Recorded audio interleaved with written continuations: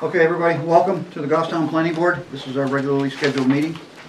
As usual, we begin with our introductions, and I'll start with Dave Pierce, I'm an alternate member. Colleen Mayu.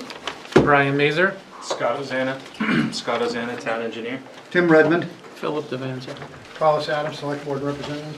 Joanne Duffy, Planning and Economic Development Director. Dave, you be voting on all matters this evening, please. Yes. Thank you.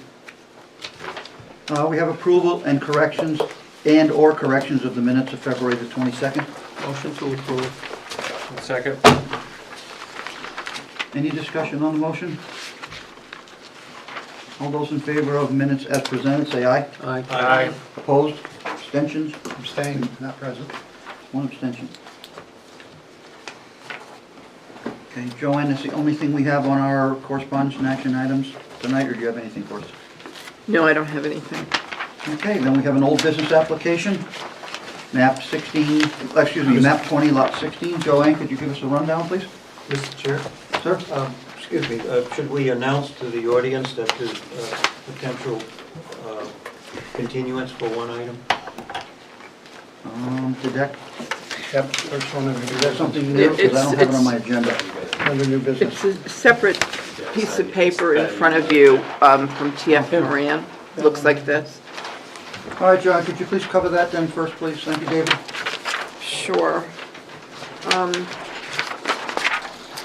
We received correspondence from Jason Hill at TF Moran requesting an extension of the Hawk application. And this, he's asking to be continued to April 11th.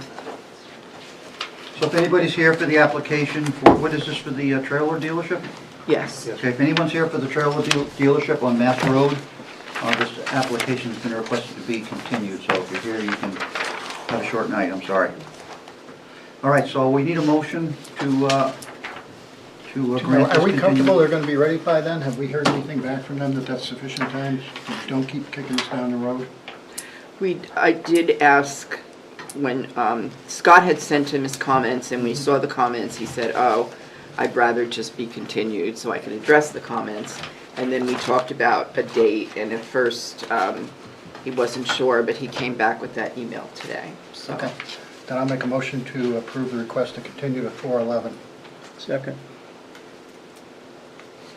Okay, there's been a motion made to grant the request to be continued to April the 11th.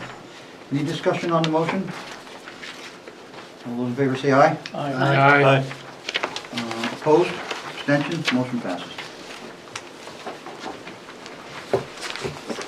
So Joanne, you can please continue with the earlier request. Okay, so the next application is Dearborn Village, and that is located at 443 Mast Road. The owner is Stinson Hills LLC.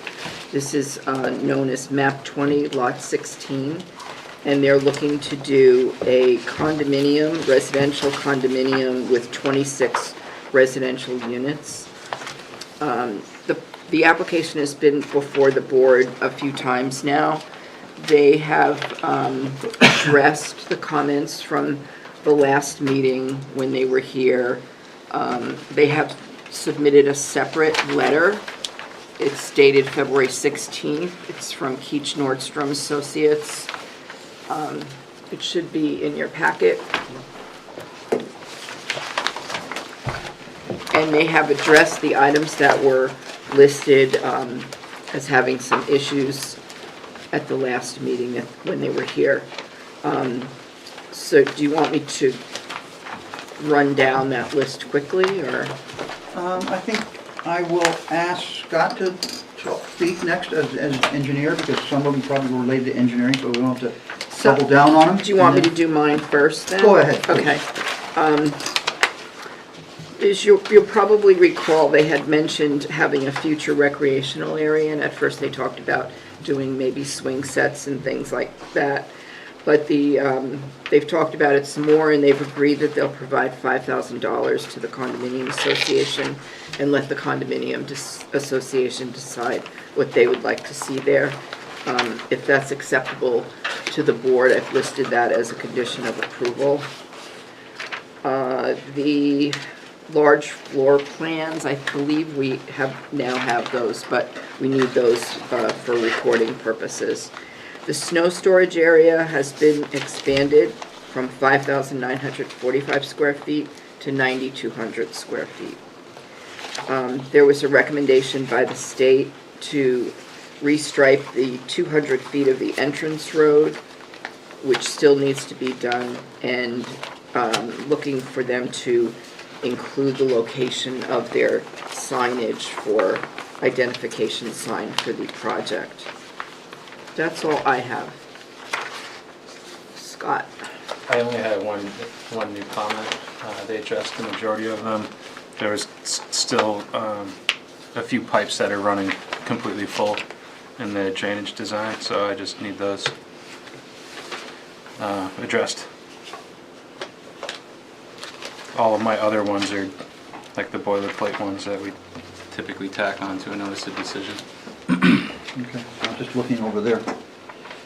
In her report. All right, so does anybody from the planning board have any questions for staff before we ask the applicant to speak? Okay, excuse me. So as usual, for the record, please, Matt. Good evening, my name is Matt Peterson with Keach Norsham Associates, here representing the proposed project at 443 Mass Road in Goffstown, New Hampshire. Notice tax map 20, lot 16, and we've named it Dearborn Village in front of the board tonight. As Joanne stated, we've been in front of the board multiple times here. I've tried to pull together everything that the board members have asked us and incorporate them into the plan set. I understand Scott's got one less with the surcharge pipe, and we'll sit down with him and work that out. I noticed the other applicants have the same comment on theirs as well, so I think we got to look at the surcharge and how we're kind of working that, but not a big deal to figure that one out with him. I'm not going to go through the full site. I think everybody's been sitting on the board since we've started this about 4 or 5 months ago. It's about 3.65 acres in size. Obviously, it's on the north side of Mass Road, just before it makes the 114 makes the hook towards the village area. This would be heading towards Pinardville area. Matt, we have a document that you submitted, a letter of transmittal. Okay. And there's bold-faced type in them, which are apparently were issues that need to be resolved, starting with, it's dated February 14th. Yep. The first one is boundary dispute number 1. Those seem to be the issues that were outstanding issues, or No, these are all been, it says parties have resolved these issues. could you go through them and explain that they were done, just for the record, because Okay. you don't have to give detailed information Yeah. on them, but we can follow along on our document, and then we can check them off as we go, and we don't have to backtrack. So the first one is related to a bound sitting down at this location here. We have it to be set on our plans shown to you here. As you know, the abutter and my client have been working together the last 6 months on figuring out some of the concerns that were there. We took his older plan that T.F. Moran and Mike Dahlberg had done, overlaid it onto our site there, showed that it was only off by a very slight area there, so everybody's kind of in agreement, I believe, right now where it is. The parties have worked together to, and that's related to numbers 1 and 2 because that's a recorded plan that they're talking about. Okay? And again, the third one is also to that spike there, but we have worked out everything. We have recorded a driveway easement that both parties have signed off on now. We have also, per the last planning board meeting, added all those notes to the plan, so not only will they have it in a deed reference, there will be a place that anybody like Joanne could go to and say, the applicant needs to do this on that. So that comes after number 7, the 2 driveway easement deeds, on the second page of your document? Or is that something different? That comes after that, yes. So really 1, 2, 3, 4, the existing plan, they're all about that bound and that's located there. And then the driveway encroachment that we've talked about with the board that had a little part here and a little part here. We did an easement on our plans on sheet 1 of 25 that show where that is so that he does not have to remove his driveway in that location there. Again, number 7 was please settle this before we got here, so we've taken care of that. Now we're at that point. Okay. Waivers are all just noted from staff there. We went through the conditional use permit last meeting. We can do it again if need be, but I read that into the record. It's on at the that record. point. Conditional use, so then we get to the planning department. Again, we've clearly stated where note 7 was added on sheet 3. This was related to the tree line and tree clearing of it. We've added no parking signs onto the sheet. Those were shown last time with the fire department. You asked about the ledge removal of that little piece that we had shown. There's a little dime shown right there. We're not going to be blasting that little dime there, we don't believe. Number 7 is noted. Number 8 is related to the fence, and who, again, we put notes on it that we are maintaining it, and we've shown details in that to the plans. Number 9 is that they're all 3 bedrooms. We have shown all the lighting that we are proposing. There is one located at the entrance there that was shown from the beginning. And then school district, no comments. Zoning, no comments. And then we get to the fire department ones, and we talked about the hydrants, the water main sizes, no dumpsters are located on site, snow storage I'll get into in a little bit here, and then there are no propane tanks, this is natural gas. One of the other things that we did is these last 2 units here, number 25 and 26, if you recall, they had 21.5 feet of driveway before them. I made everybody has a minimum of 22 feet, these being the less here and across. And then 23, 24 and a half, 23 and stuff like that, which I think was a good pickup by the board there to increase these, because for some reason everybody in the other development bought a pickup truck and can't fit it in their driveways. So at this point now here, we just finished on Thursday night, got approved the F-850s garage in Manchester, and those spaces for their whole site is 20 feet deep. And that's so that they can store those. So the 20 feet makes sense. I think that's a good thing. I know you had somebody said that vehicles are 20 and a half now, but they're more like 18 and stuff like that. There are a couple of people that do that, but if Ford is asking us for parking spaces at 20 for their vehicles, we thought that was a pretty good trade-off on these units here. Parking, we've shown that we've done parking throughout the site. I will say, Mr. Chairman, one thing I missed from your last comments, and when we were here on February 1st, February 22nd, we agreed that these 4 spaces and these 2 would be 20 feet long, like your new regulations that passed the other day. We are still willing to do that. It didn't come through on this plan set that's right there, so it'd be one thing that I didn't add to the plan set that looking through your notes this morning. So, dang it. We can leave that to administrative. I would hope so. The fire hydrant, stuff like that, we've added the second one and stuff like that, so we met their requirements. That's pretty much the planning comments there. So what I wanted to kind of, like I said, we've been here a couple months, so the first thing was the abutter, which I just stated, and to the best of my knowledge, the applicant, the abutting owner, and he's also here tonight, are in agreement with the driveway easement, and as the board requested, we added notes to sheet 1 of 25 that outline the same conditions in the easement. Number 2 was I hadn't met with the sewer commission yet at the last hearing. I did that on Tuesday night. They voted to allocate the approximate 5,000 gallons per day that we were looking for this facility. So I believe we're all set on that one. Joanne had requested that note 21 on sheet 1 of 25 get modified that the who would maintain the fence. So the Dearborn Condo Association to maintain the fence. And who will install the fence? We will as well. Okay. Yep, yep. I believe that's another, the developer to build a berm to install a fence on the top. This will be built to best practice purpose of existing code. So yeah, we're building it all, we're putting it all in, we're maintaining it. You asked a question about the signage. We have shown a sign here on sheet 1 of 25. If you turn to sheet 4 is where we called it out, proposed development sign there. So that is shown on the plan set now. One thing I didn't include in the details, which I think probably should be included in the detail, would be what that sign's going to look like.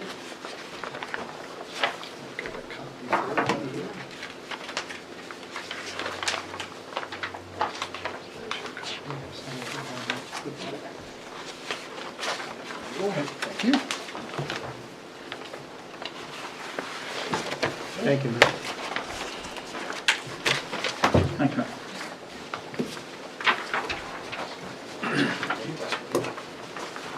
Thank you.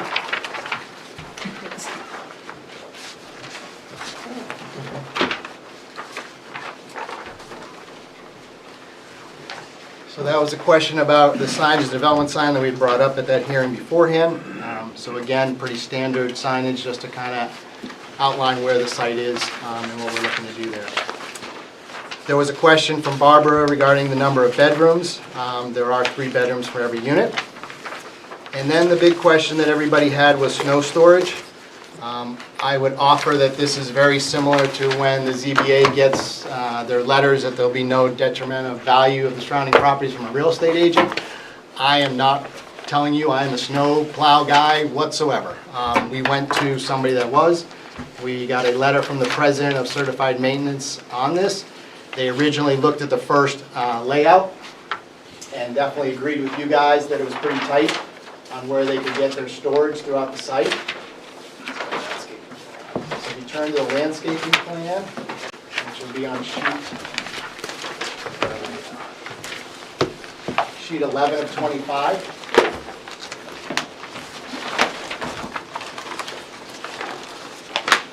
Dana and Bob worked with this gentleman to incorporate different areas for snow storage and move around our landscaping. So we still have the same landscaping there, but as you come in on the right side now, we have a 970 square foot area. We then have a 1,500 square foot area between units 3 and 4. We have another 1,120 square feet between 7 and 8. We push the trees back, which gives them nice visibility on their decks and stuff like that.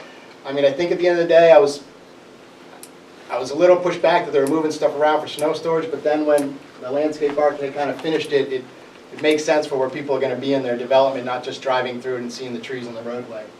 We did 655 square feet in the middle here between units 10 and 11. We have our one down at the end of our access road to our detention system, that's 1,465. We have another 1,200 between units 24 and 25, and then lastly, 533 square feet on the back side of those parking spaces that are there. I will say this a lot more than I had the other night for a restaurant in Merrimack, and my statement was that I'd rather have landscaping and the site look pretty, and they're going to have to get charged a little bit more if they have to move it off-site or do different things with it. This gentleman here feels like doubling the square footage. Again, this year, there'd be no snow there. Next year, who knows? So we've kind of given them the options to have places for snow storage.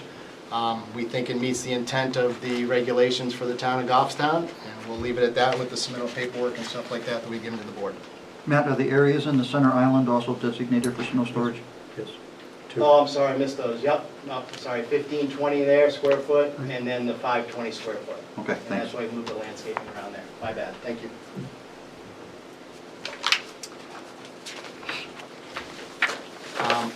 We'd agreed to the restriping. I had a hard time finding the plan. I think I found the plan today of what that restriping that our office did. Unfortunately, it was like now 15 years ago. To find stuff is a lot differently stored than it is today.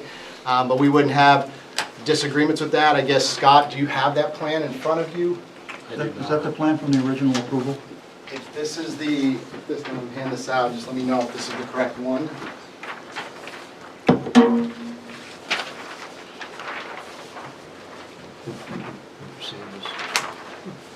And if not, we'd be willing to work with Scott to make sure we had the right one that he was looking for. Thank you. Well, this is from 2007. Yes. Yeah, the I site's was been- wondering why I hadn't seen it. Yeah. This was the, This looks correct. This looks like what I had seen. okay. Yeah, because what they did was on the prior approval, they extended that center safe zone up farther and got rid of the teardrop piece that dumped into the turning lane to turn onto Route 14. going This is to very Bedford. clean for our site, so it helps for us. We also talked about it in relation to Terrace Lane. Your stop bar is in a good position for Terrace Lane because it didn't interfere with traffic driving across a turning area. People in Terrace Lane would see cars that are stopped and waiting, and they would wait longer to pull out of there before Correct. we're going north on Mass Road. This is the same one, isn't it, Scott? I think so. I think so. And then, as I stated earlier, units 25 and 26 got pushed back to maintain the 22 feet in front of the garages. And then number 9 was the only one I had, was what I just said, Mr. Chairman, that those 4 spaces on the entrance coming in, the 2 other that we go to 20 feet deep. I just wanted to get a little more clarity for the board on the architecturals, just so that everybody was clean. Obviously, the first package we got there, we bought from the national companies. You can see the concrete that was on the first pictures and stuff like that, probably a Texas unit. So Bob and them have northernized that product. And then in the signage package that I gave you, the other couple sheets show you the type of siding, the type of shingles that we're proposing to go on the side and the clapboard, the doors, and the garage doors and stuff like that, just so that you guys would have that in your package. And I think Joanne said she would like the architecturals as part of the plan set as well. We would do that on a final package to the town. So Joanne, the architecturals you're requesting is the actual, what the units are gonna actually look like in a front view and an end view, is that what you're asking for? That's what I'd like to have in the file, but I also need the floor plans for recording purposes, since it's a condominium. Could you- So the four sheets that you guys got last week or so, that shows all that, and that's what you'd like is just tagged in the back of the packet. We did them separate. There, show the elevations, front, side, left, rear, show the inside of the foundation, first floor, second, and then the three-family where, we have garage unders on the right side, so we did that as a unit as well and showed you what that would look like, and then the floor plans for that. So we have no problem incorporating them into the plan set, we had kept them separate at this point. Does that satisfy your requirement, Joanne? Yes. Thank you. That was all I had remaining from staff comments, unless I've missed something, or board member comments. Please let me know, but I'll try to answer any questions or comments that the board has at this point. Questions for the applicant from board members? Joanne, I've looked at my notes, we did not vote on the waiver request, did we, at the last meeting? No, and we didn't actually vote on the conditional use Correct. permit. We just, Matt We went accepted through them it. for acceptance purposes Mhm. only. So what would you, I know we have to have a public hearing here, so do you want to hold off on that business until we have a public hearing at this time? Yeah. Anybody else? Can I? Colleen?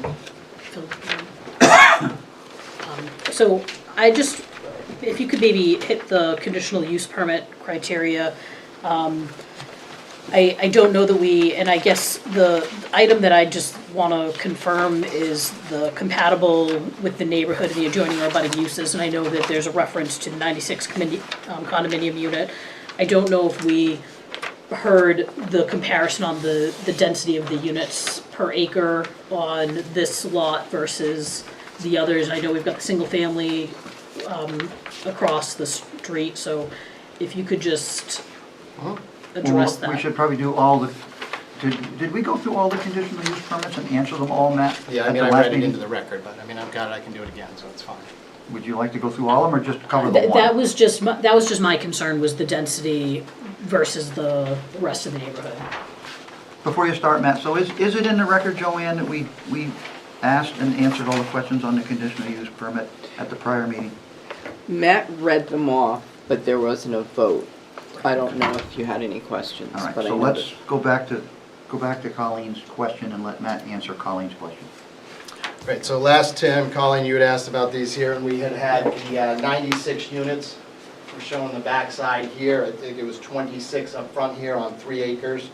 And then we had the 96 in the back. We also had the garden-style apartments across the street.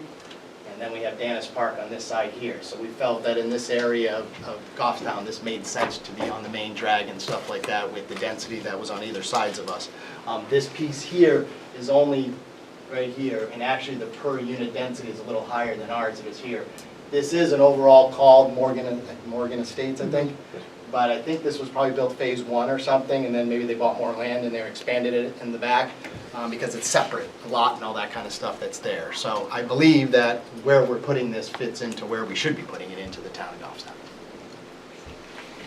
Any questions on the density question? They did meet the density calculations as The per our units per acre. zoning. Yeah. Yep. Phil? Just one follow-up question. Number 4 on your letter of transmittal. It says, "School district, no comments have been received at this time." And that was dated February 14th. Anything since February 14th? We have an email from them that I submitted in your package that says that there's currently a bus stop at this location, and they envision it would still be the same location. Right, but that was from the bus company, but but you haven't received anything? I haven't from got them. anything from that stuff. Thank you.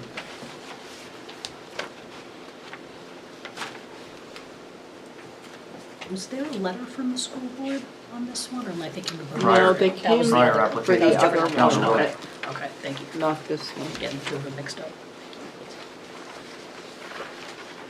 And a question more for Scott.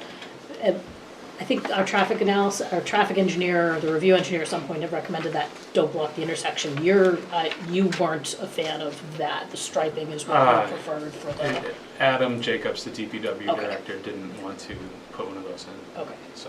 thank you. And just so you, with the suicide turn lane now, they would be blocking traffic. So that, it's a good compromise. Any more questions from board members? You'll have a chance later if you don't have it right now. All right. Now, I'm going to have to sit tight for a second. I'm going to open the public hearing. If someone wants to speak, I'll ask you to step back then. So at this time, we'll open the public hearing.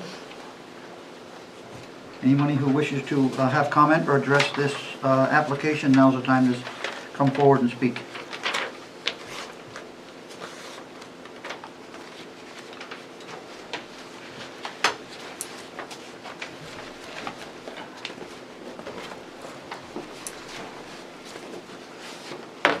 My name's George Jones.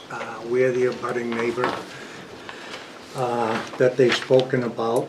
And at this point, I don't feel we have any objections about the easement of the railway. Dana was,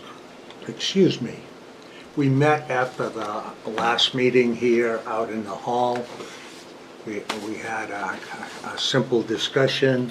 Dana, his supervisor, Joe, and myself, and we spoke about my existing driveway, and I brought up the fact that we had discussed along my driveway, and it's probably irrelevant I'm bringing this up. I do have a copy of this, which is not signed. I could drop off the leave with you if you want for a period of time. This No, is we'll just take it verbal from you. Okay. Fine. Hopefully the world's still like that. We can take everybody's word. Well, you can submit it for the record if you want. You just don't have to give it to all of us. Okay, well, basically what our agreement was, and Dana's right here so he can confirm it. Our agreement was and exists now is that from the edge of our property or the edge of our pavement, that when they put the fence in, they would move it back 2.5 feet. So in some areas, there's a dip higher than this table, and I think his name is Joe. In any case, they agreed they would fill that in and put that fence back, that 2.5 feet. Now, I don't normally plow much snow on that side of the road, but something lays over there or something, it'd be no problem. And that's the only thing I'm concerned about. It's the only issue that I know of that wasn't addressed tonight. So I did want to get that on the record, because I have no signatures or anything, but I believe that these people won't lie to me and make a story up about something like that. I agree with it. So I'm having faith it will be done that way. And as far as the number of condos or anything like that, that's up to you people. You have much more experience to deal with. But my driveway and my right of way up through there and over easement is very important to us. So that's all I had to say about it. If I could just confirm, so do I understand you're okay with the fence issue right now, the way it's now being presented? The way it is Yeah. on what Dana dropped off to me, I assume every one of you have one of these copies, so. So that satisfies your concerns? as far as I know. It's not easy for a average layperson Yeah, to look at understood. these damn things and Understood.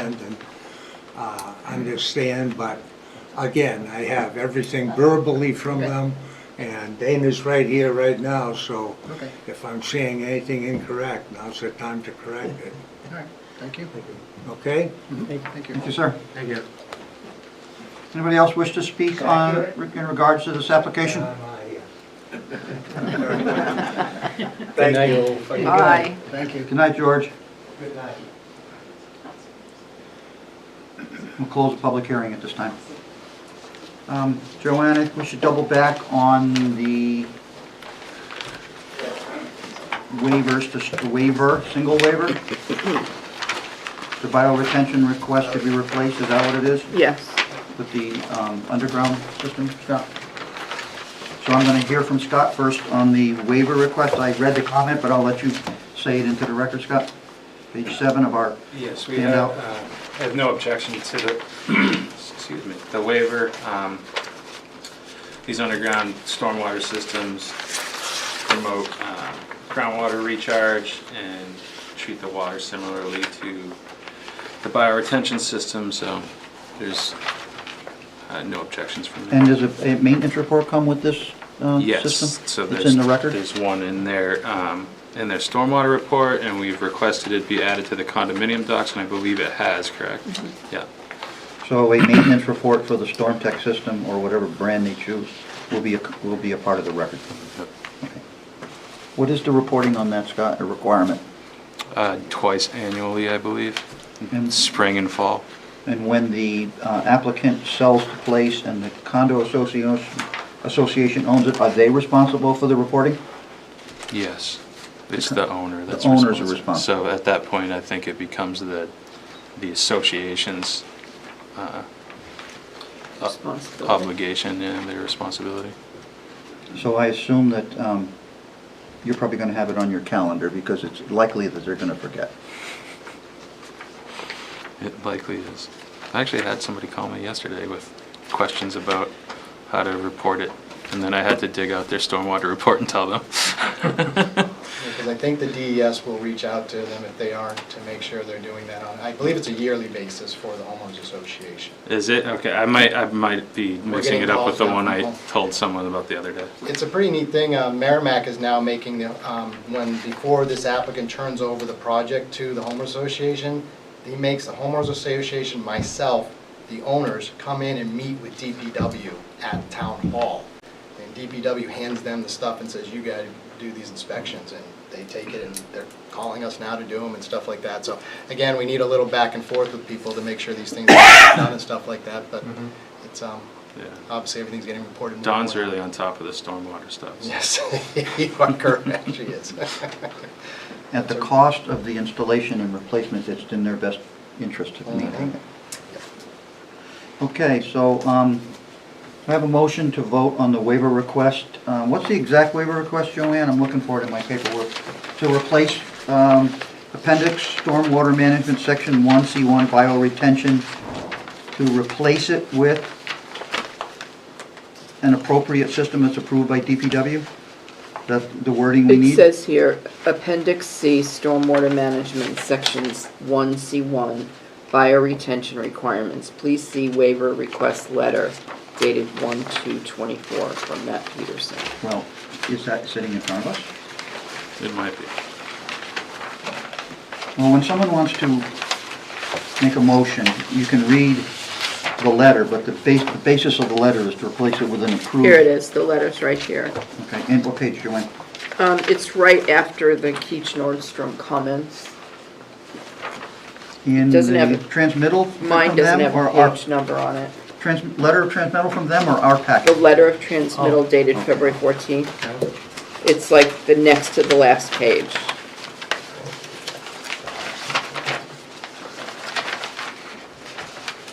Okay, so when someone's ready to make a management, you can refer to the,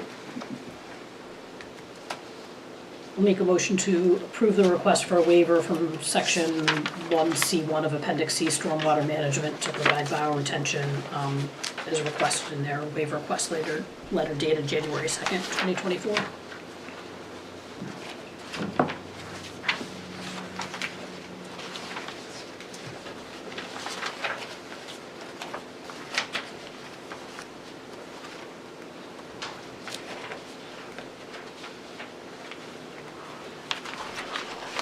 haven't heard a second from anybody. I'll second. Thank you, Brian. So we have a motion to grant the waiver request, relieving them of the Appendix C Stormwater Management Section Bioretention. Any discussion on the motion? Seeing none, all those in favor of granting the waiver, say aye. Aye. Opposed? Abstentions? And we have to vote on the conditional use request permit. And I'm looking for it in Matt's packet he sent us. It's right in front of the Yep. other. In the letter of transmission, once again, we have Matt's conditional use permit narrative. We've heard them, and we have agreed that at a prior meeting that we felt that they were in compliance. So again, I think this is a simple motion, if someone wants to make a motion.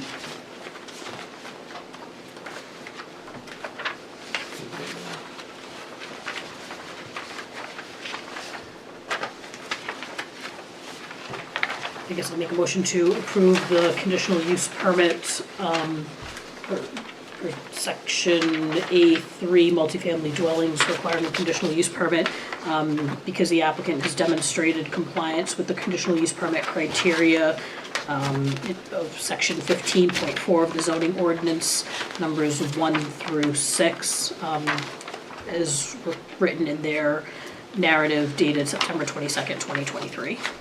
I'll second the motion. Motion's been made to grant the conditional use permit based on the statements by the applicant. And for the record, I guess that those statements were read into the record during the At a previous prior meeting meeting, in our, Okay, any discussion on the motion to grant the conditional use permit? Seeing none, all those in favor of granting the conditional use permit, say aye. Aye. Opposed? Abstentions? Motion passes. Joanne, what's left on our laundry list here? Just the. Any items we need to take care of before we discuss the end of this? Has everything been addressed? Everything's been addressed, or there are 33 items of conditions of approval that we're covering everything with. Just on a voice vote from the board, does everybody agree that we allow Joanne to handle administratively the last few plan edits that were mentioned by the applicant for the fixing the length of the parking space? What else was it, Matt? Was that the only one? Striping with Scott. Striping with Scott. Anything else? Stormwater comments, I No. don't, are they in the list of conditions somewhere? Taking care yeah, of the surcharge DPW. is number 16. in there. 16. So is the board content to let these administrative items be handled by the Yes, staff, Yes. engineering, and planning? Yes. Yes. Okay, everybody agrees. Any other outstanding issues, Joanne? No, I don't see any. One thing, it is a condition of approval, but Conservation wanted to make sure that you weren't using native species for their Yep. plantings. I thought we checked that last time we came back and said we wanted Okay, Rome extended. okay. I'm sorry, Carly. Nope, I was gonna say, no, Matt stated it for the record, I don't think it's written as a condition that, that those 4 spaces and the other 2 spaces should we add a condition number 34, that the plans be revised to show that those are going to be 20 feet deep. 20 feet deep. So, Colleen, if you want to add, we added that, so the plan revision will be the 4 parking spaces at 20 feet each? Is that what you're saying? Yeah, the 4 closest to Mast Road plus the 2 other guest parking spaces. And the striping for the Route 114 be done to the satisfaction of DPW? I think that striping's already in there as It is condition in here? 12. I didn't read them all. Yep, that's Yeah, already there. it's already in there. It's in here? Yep. Yeah. Yeah. Okay. Excuse me.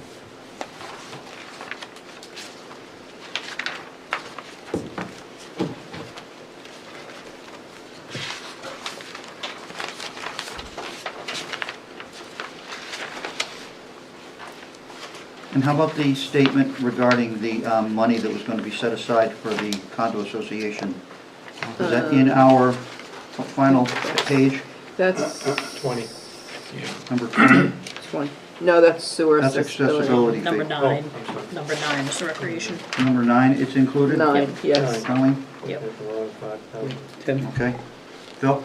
On number 25, where it talks about site inspection, at the end of the first sentence, will be, should be, shall. Shall be, Shall be required. yeah. In the next sentence where it says an escrow payment, it should say shall be made. Yeah.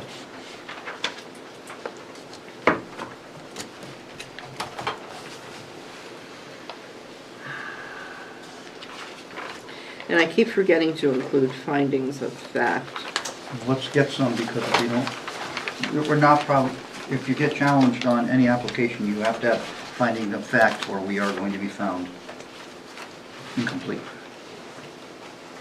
So I recommend findings of fact that the application meets the requirements of the development regulations, I guess inclusive of the waiver that's been granted and has met the criteria of the conditional use permit in the zoning ordinance.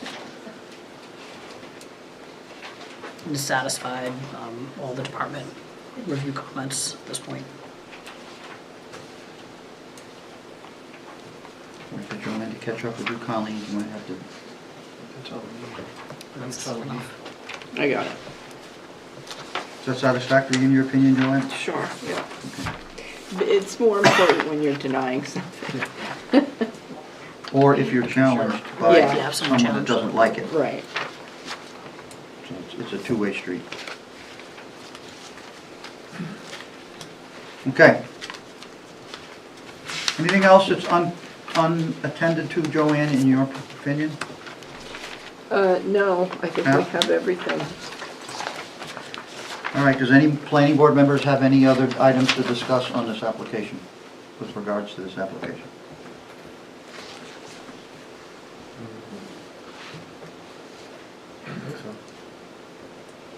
And Matt had said that the sewer commission approved this, correct? So Yes, they did. we could remove number Yeah, you can leave it in 2. there.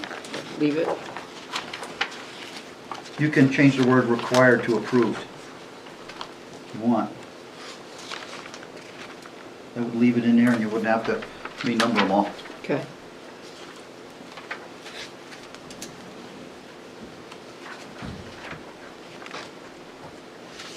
And as always, your applicant, Matt, understands about the accessibility fees for the sewer department as well as your normal sewer construction inspection fees for the He system. was here on Tuesday with us as well, yes. Yep. I know you've already heard it once, but it's just for That's the okay. record. Okay, folks. I already wrote the motion, somebody gonna make it? Yeah, I'll make a motion to approve the site plan for map 20, lot 16, with the recommended conditions of approval 1 through 34 as noted in the staff memorandum. And could you just add that the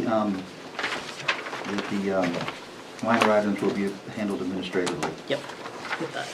Now, it's not a condition of approval, but you can Yep, throw it into your yep, motion. with those items to be handled administratively by staff. Thank you. Second by? Second it. Yeah, I have just a question, clarification. On 7 and 8, on 7, we have 15, says general comments, conditions, and then on the next page, it has recommendations for approval. You mentioned about the sewer commission, which was number 2 on number 7, but it's not number 2 on number 8. So I just a little, They've been- Those are my comments, those are DPW's comments, so mine, they're just in the staff report portion. So Those pages 8 general and comments on 9. page 7 were generated by DPW. Page 8 is the full Page list. right, no, I understand, but you mentioned, you said Oh, when he before, said it was 2, brought up yeah. about number 2, That's talking about really the number sewer commission, 19. you said it should stay in there. So that's what confused me, because when you look at She's the talking one on about- 7, I think she meant number 18 on page 9. Right, there you go. oh, okay, all right, I apologize. Yep. Okay, got it. Thank you, Phil. Anybody else? Make sure it's clear. Any more questions or comments? Call for a vote. All those in favor of the motion to approve with conditions Did you have as a noted, second? say aye. Aye. Yeah, Aye. aye. Opposed? Who seconded that? Brian did. Okay, Abstention? thanks. Okay, motion passes. Thank you, Matt. Thank you very much. Have a good night. Good night. Good night.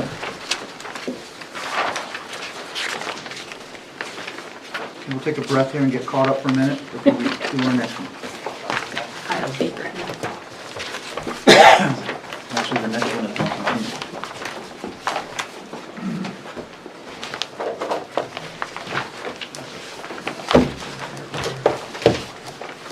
Can I take that while you're catching up? Yes, you may.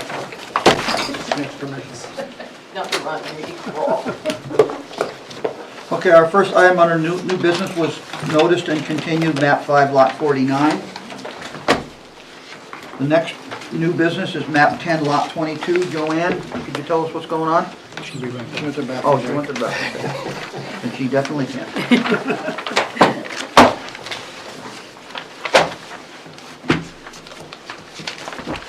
I guess you're not leaving, Matt. I never leave. Yeah, right. We've got a cot upstairs for me. Split the transportation fees 50/50. I'll give it all to him.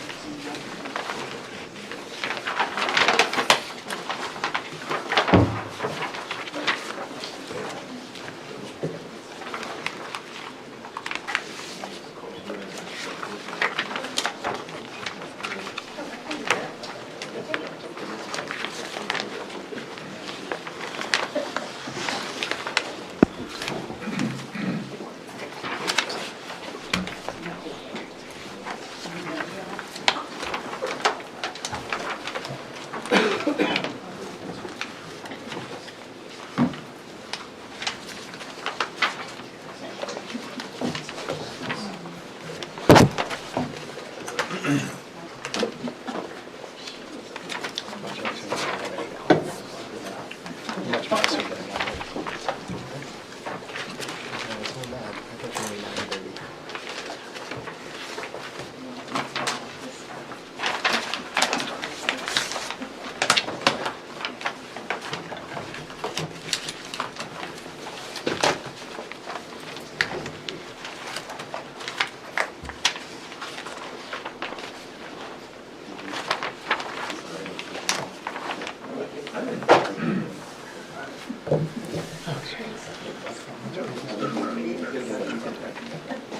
Your brother was one of those previously. So I make sure I get it right when I speak, okay? I know.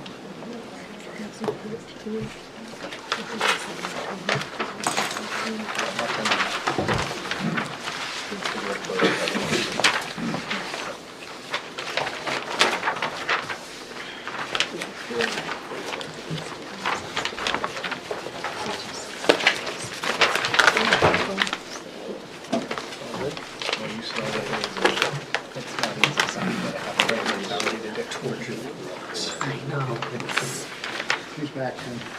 Thank you, Colin. So Joanne, we're gonna have an application here for map 10, lot 22. Could you give us a rundown? Yes. So map 10, lot 22 is located on 75 Tenney Road. It is owned by Jane Bigelow. The purpose of the plan is to subdivide the lot into 2 lots. If you see on the plan, the lot that's being, the new lot is in the center of the existing lot. And the new lot does not have adequate frontage, however, they did receive a variance from the zoning board for lack of the full 200 feet. But they do have 14.75 acres. There was an existing house and foundation on the property which was removed in 2017, and just recently a new house was constructed for the main lot, which is lot 22. The new lot would be known as 22-3. The lot prior to subdivision, lot 22 consists of 78 acres, and after subdivision would consist of, 93 acres, and after subdivision would consist of 78 acres, once removing the 14 acres for the new lot. This went to the Conservation Commission, and they had several questions which are included in this report. Their main concern, or there were two. Joanne, before we get into that, I want to follow our normal procedure. Okay. Is this application complete Yes, it is, and it and ready has to be reviewed? no regional impact. Make a motion that we find the application is complete, ready for review, and has no regional impact. Second. And there are 4 waivers included in this application. I'll amend my motion then, Sorry. that subject to, with those 4 waivers for acceptance purposes only.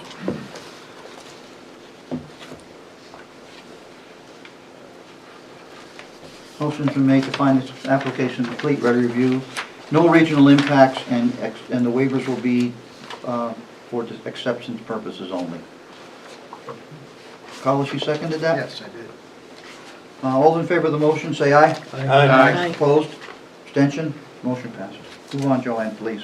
Okay, so the main concern with the Conservation Commission was they are asking for a waiver of the wetland delineations because of the large size of the lot. However, the commission was concerned that there seemed to appear to be enough wetlands on the site that they should be marked, as well as they also asked for a vernal pool study. So that's 2 things that they've requested. And then the other concern was that there's a 50-foot access easement across the new lot so that you could get to the other side of the property belonging to lot 22. But they questioned what would that be used for? Why does it need to be 50 feet in width?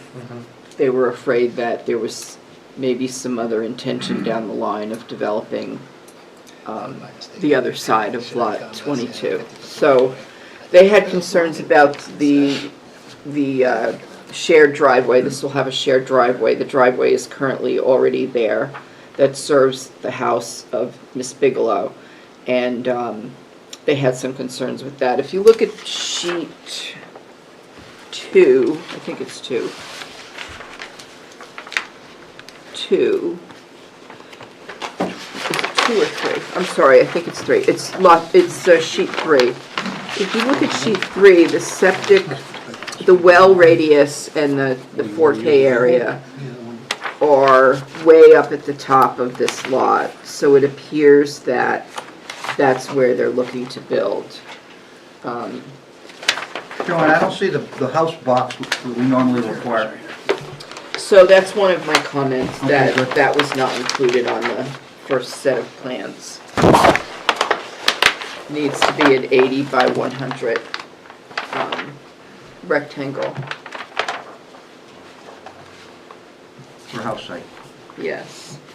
So Scott can talk more about this, but the grade of the driveway, I have no idea what that is. It's not marked, and there may be some So, issues with I had a that. comment requesting a driveway profile. And I guess I should have spoken to my assistant engineer prior to reviewing these, but that house was recently constructed and the driveway is fully compliant in terms of grade Okay. currently. So, I Alright. don't think, unless the board really wants to see a driveway that's already constructed and not changing, that's been checked by DPW for profile grade, I kind of want to take that comment back and not require them to do that. The only thing we'd want to know for sure is that where the driveway extends from the new house that's either being constructed or already constructed, I'm not entirely sure Not where. constructed yet, won't be till next year or so.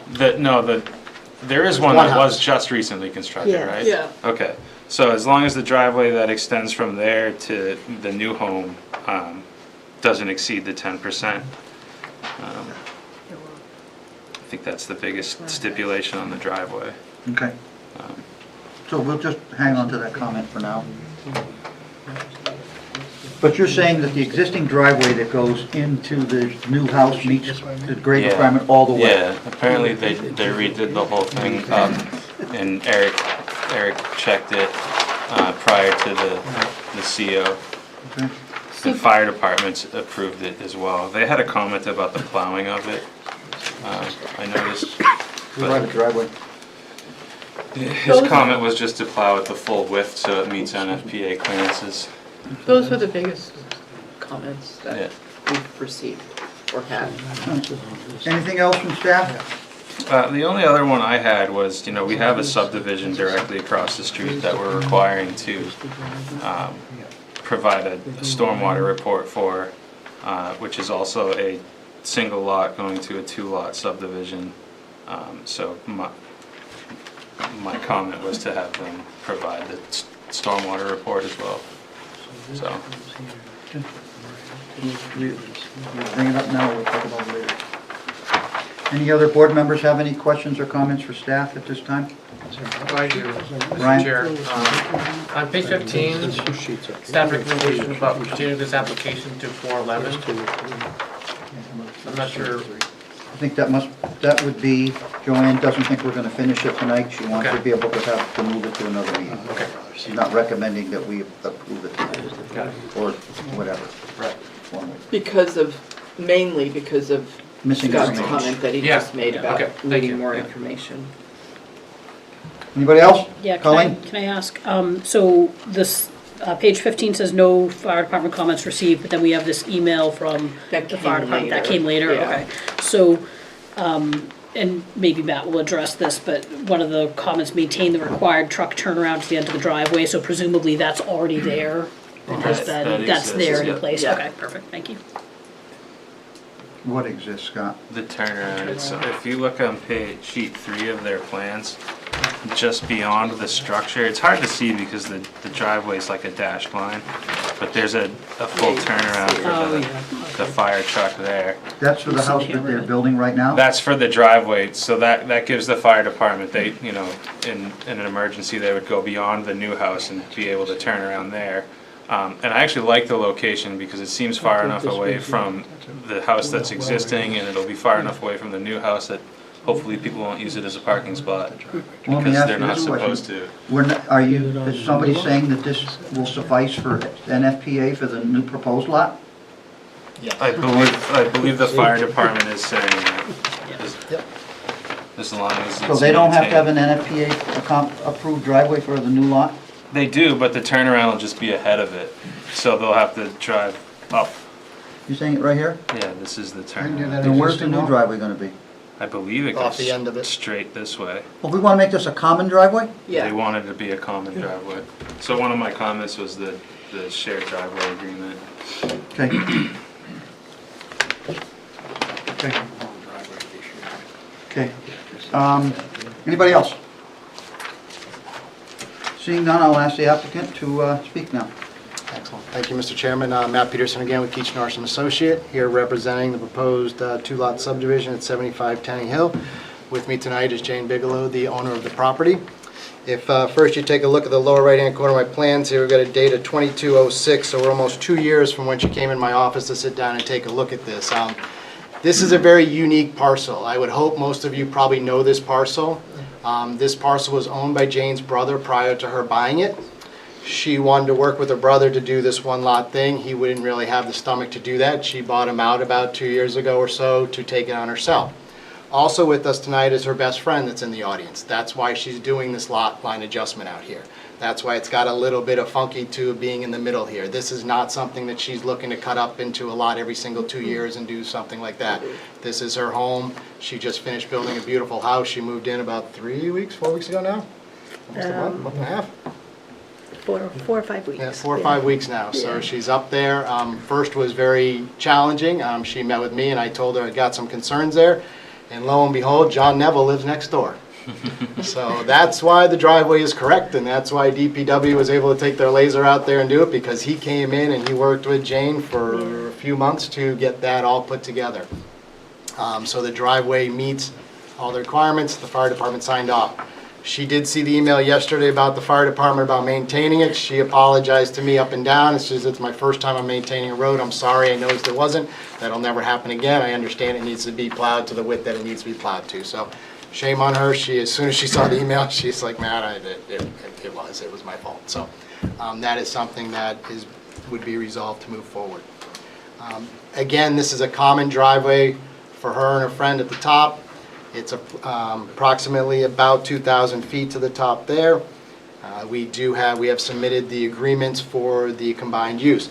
Just so the board kind of gets understanding, this was the foundation that was up there back in the day with the house that was there. This is where Jane has put her house pretty much right on top of the foundation. We did originally try to keep the foundation because she was hoping to save some money. It just didn't work the way they had it laid out. But the interesting thing is, you'll notice we're right on the Dunbarton town line. So since we started this property, these guys have gone on and cleared most of the land on the backside that's there, and they've done a subdivision coming in. So here we sit now. You can see the road. Actually, you can see the road coming up a little bit clear because it was put in by John Neville and went from there. What happened to your privacy? That's what she said too.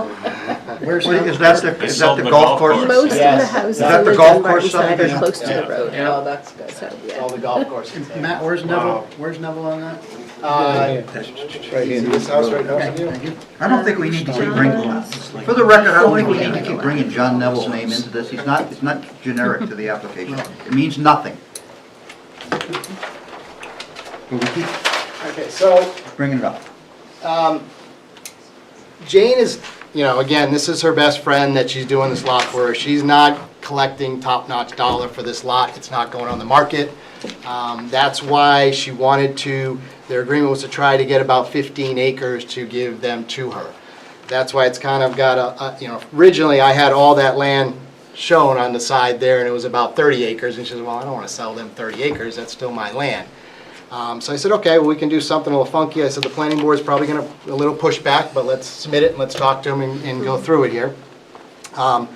So that's why we kind of got the funky lot there. We did get the variance, as was stated, to have one lot at 100 feet of frontage and the other lot to have 125, I believe it is. I wrote it down right here. 100 and 127.62. So both, basically just split in half there. If you take a look at sheet 2 of 3, our subdivision plan, I wish I'd gone to the Conservation Commission. I asked Patty if she needed me there. I think I had a meeting that night and I wasn't able to get there. If the board would like us to go back, I can go back and talk to them, but we had Chris Danforth in our office flag the wetlands all the way up the roadway. I also flagged the wetlands that would be critical to where the house was going to go. Take a look at that area and that stuff up there. So we're proposing the house at the top where it says proposed map 10 22-3. Apparently I messed up and this was a 100-foot setback instead of 50. That's fine. We've got plenty of room to change that to the 100-foot setback. We're not going to ask for anything reduction on that there. So we did the wetland mapping on that side, which would be critical to like our septic location, well, and stuff like that. So we wanted to make sure that was there. However, if you take a look at the next sheet, we threw on the LiDAR topo to kind of give you an idea. There's definitely some low spots as you're coming up on the right side. If you've driven into this property here, it has a landing for parking and it had conservation trails and stuff like that. Jane is not stopping people from doing that. She wants to be respectful and stuff like that, but it's still got the ability that people can go up there and use those trails if they don't, they're not bad, basically. So that's still, this whole thing is still going to look almost identical does it afterwards, except if you took a helicopter, you'd see a second home at the top, which you're not going to see from anywhere else as you go down the road. The reason for the 50-foot access, and I, you know, stupid of me, I didn't even think that the 50-foot right-of-way type thing. She just asked that, you'll notice that this pond that runs all the way through the property goes basically to her northerly property line.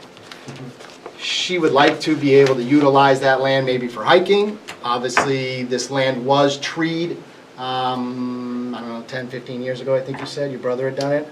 Selective cutting? More recently than More that, I recently. believe. Yeah. So even though this was recently timbered, you still, you know, it was selectively cut through in here and stuff like that, but it's still a pretty dense forest through there. But the reason she asked me, and we'll reduce it to 25 feet if the board feels it's a problem. We are not pushing any future subdivision on this property with Jane. That is not her goal. She's built her house and she wants to end it there. So, you know, that's the whole goal, but it was to give her ability to take her tractor and get over to the other side of the dry land that's there, not put the land into her friend's property that was there, that she was selling it for X amount. And so we wanted, she asked, can I have some kind of way to get across it there? So we thought of a 50-foot. Again, if the board thinks it should be 25, so there's not a right-of-way, that's not an issue. It was never the intent to do that. I will say, going out and flagging all the wetlands and all the vernal pools, I don't know what that would yield, especially when they're only good for 3 years. If anything goes on this property, it's at least 3 years out, and it's probably more like 15 or 20. So everything's going to have to be redone at that time. If you're concerned about where the house is going, we've had Chris Danforth walk the top of the hill. We'd be more than happy to have you guys come up here if you thought, but this is all open up in here. It's the top of the hill. It's some of the prettiest views you've seen in the area. It's 360 out and through.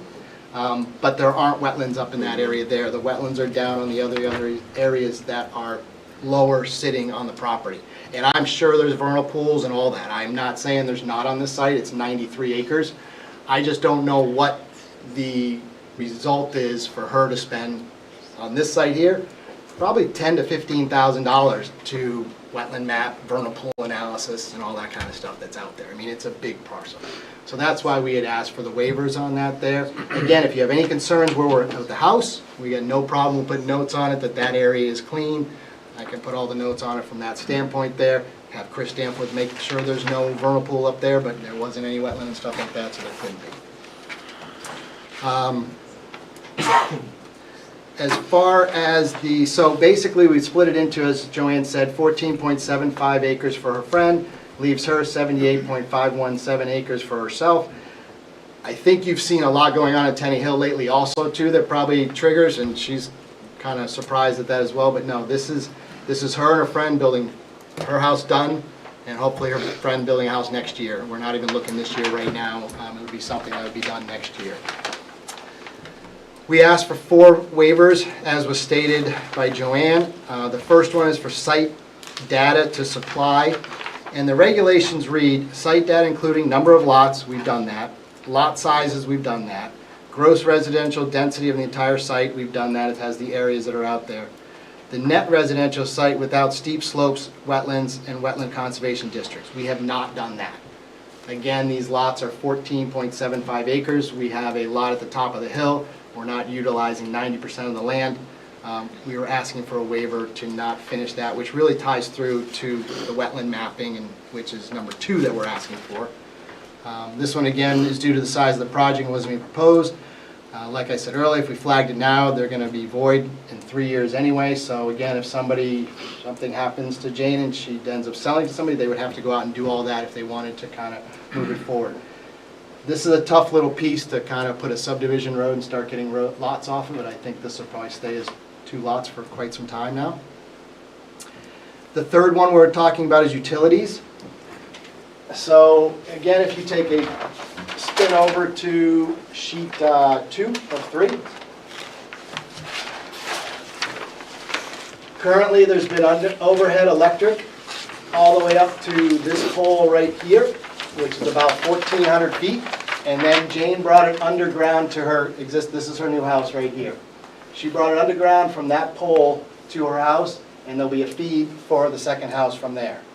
So we're requesting not to have to put all of this underground that's already existing. Again, she did do up to her house underground from that last pole. So it'll continue underground from the new. From hers to the other house, Yeah. yes. Yep. She made sure the utility company had sized it appropriately and stuff like that, so she's come back. And then number 4 is for site-specific soil mapping. Again, there's no AOT, there's no design, the road's been in, the road's been operating for, I don't even know, long before her brother had it out there. We didn't see the need for, again, a $8,000 site-specific soil mapping of a property that isn't going to tell us anything when she just wants one more house up at the top of the hill there. So those are our 4 waiver requests. I kind of talked about the conservation. No changes to the driveway as it is right now. Again, John Neville did the work last year, so that it meets all the requirements. The 100-foot setback I don't have a problem with, but I do have a problem with the wetland mapping from that, so if I needed to go back to explain to them, I could.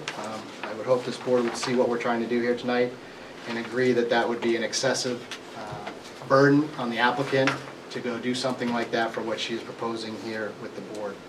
She's been in, I think most of the people, staff of the town, DPW know her. She's been around now for about a year and a half talking to them, working this project through. She's a very nice lady trying to just, have a place for her and her friends to live at the top of the hill and enjoy the sunsets and the views that are up there. That's all I have on this application. If Jane wants to add anything else to it. Do any of you have any questions that I can clarify? We'll get to that part of it. Oh, okay, sorry.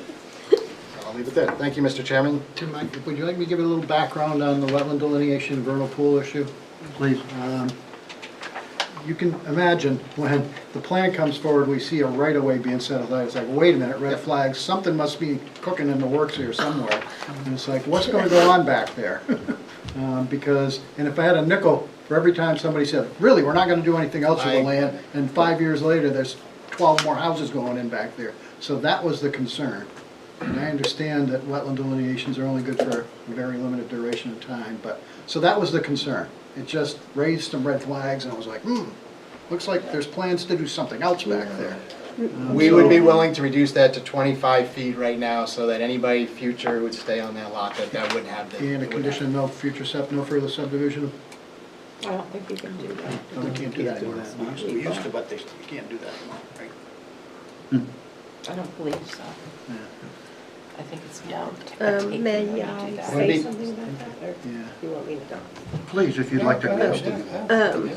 Excuse me, regarding that access across the new lot, I looked at where the lines were, and I can't go around the outside because of the wetlands. And again, I don't want to have to get a rowboat to get over to the other side. And knowing that my best friend and I will not have an issue with who's on whose land, but looking towards the future, if either she has to sell or I have to sell, that the person that owns the big lot will always have access to that part of the parcel for forestry management and whatnot. So let's cut it down to a size though that doesn't set any red flags for future development. I mean, they only need 25 feet for a logger truck to get through. If that would make sense. Anybody else? Well, you were right about the lot line configuration. It really is bad. It really goes against everything we planned for. And we've denied applications for these types of lot lines in the past because of the sort of nonconformity of the whole issue.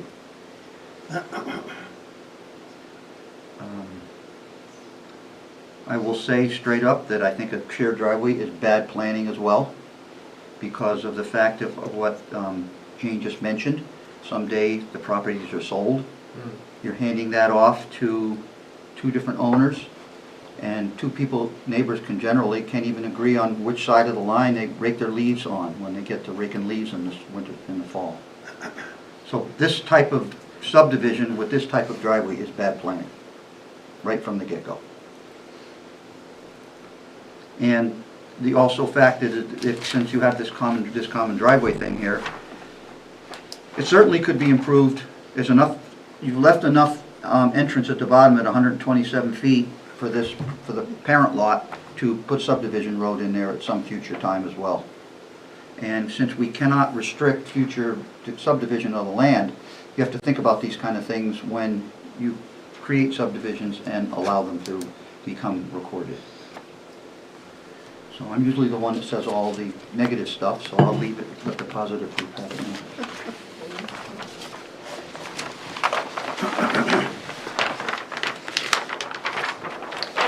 Can I ask a question? Is this a cul-de-sac at the bottom there? Is that why it's so fluky looking? Where it meets the street, where it meets the road? No, I that's think it's just that just curve on the road. a curve in the road. Oh, just a curve in the road, okay. The end of the road is where that new 4-lot subdivision is, and they're gonna create their own turning area up there. Right. Matt, do you know, like, what's that narrowest point, you know, between those two, I don't have a scale here. You know where I'm talking, yeah, like how wide is that? Is that 50 feet, or are you able to get a road in there in the future? Doesn't look it. Wouldn't meet the cave cal value for a curve, I'm imagining that road Yeah. wouldn't be able to So make that you harder. wouldn't, so I mean, you wouldn't be able to build a road that meets our standards No, but you to could build it on further Bigelow subdivide Lane. that. You could have. It's about 10 years. So our roads have to be 8% max, and I believe the driveway's 10, so Okay. it'd be So hard it's to put a not. road in here. Okay. It's about Unless they 30 can find some other way to meander it through approximately here. 30. You can make all those comments now until they bring a D8 in there and they build any road they want, wherever they want to build a road.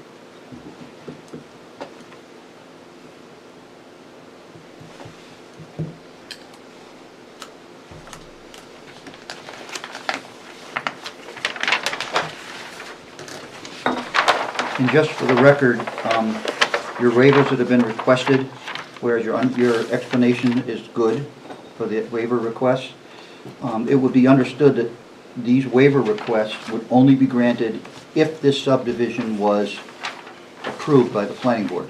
Any future work on the land makes all these conditions, these waivers go away, and they have to comply with the full regulations for anything in the future. This is only for this subdivision only should it be granted. Board members, awful quiet.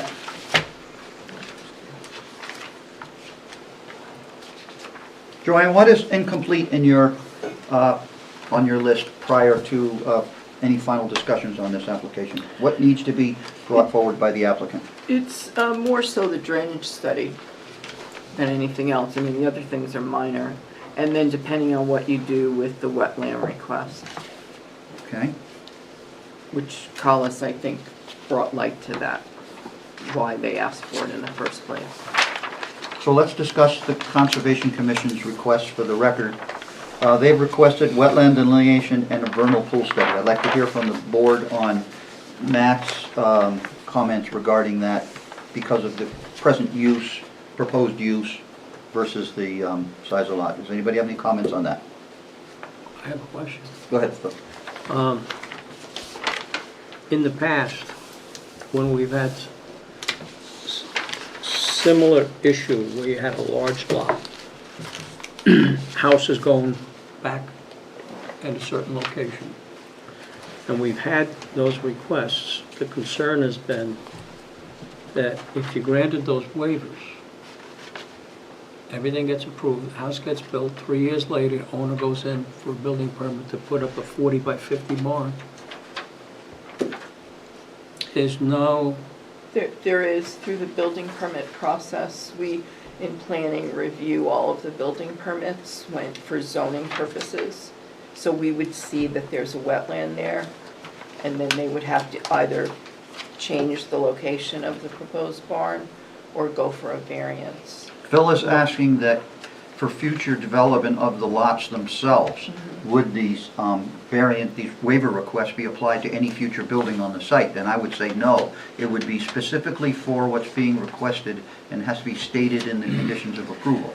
But in the case of, say for instance, like Phil said, if someone were proposing a garage or a barn or something that was infringing onto the wetlands or anything, if they didn't meet the setback, whatever, the built, when the building permit, they need a building permit for anything over 600 square feet. So if the building permit were required and that comes to our office, we sign off on it, we check to whether they meet the zoning requirements. So if it didn't meet the setback for, say, for instance, the wetland or setback, we would tell the building inspector that they either need to change the plan for that. It's not a plan that would come here because it's a residential use, but we would tell the building inspector they need to change up their building plan. But if those wetlands aren't delineated on this plan, then you have no way of knowing Okay. where the wetlands are, so when they come into you,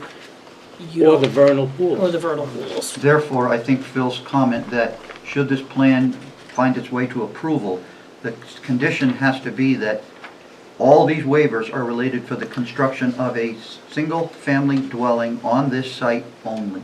Anything beyond that triggers the regulations to come back in. We would be fine with a note that says to that level, Mr. Chairman, that any accessory, because it's not buildable lots, any accessory uses were to be permitted on site, the applicant would have to verify that there are no wetlands or vernal pools within 100 feet of that proposed structure.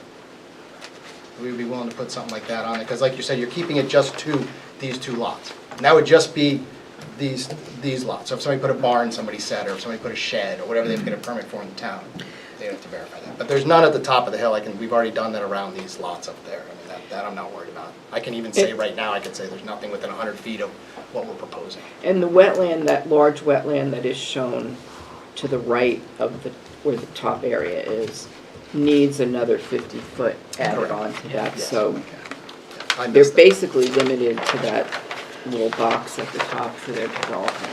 That's where they want the views.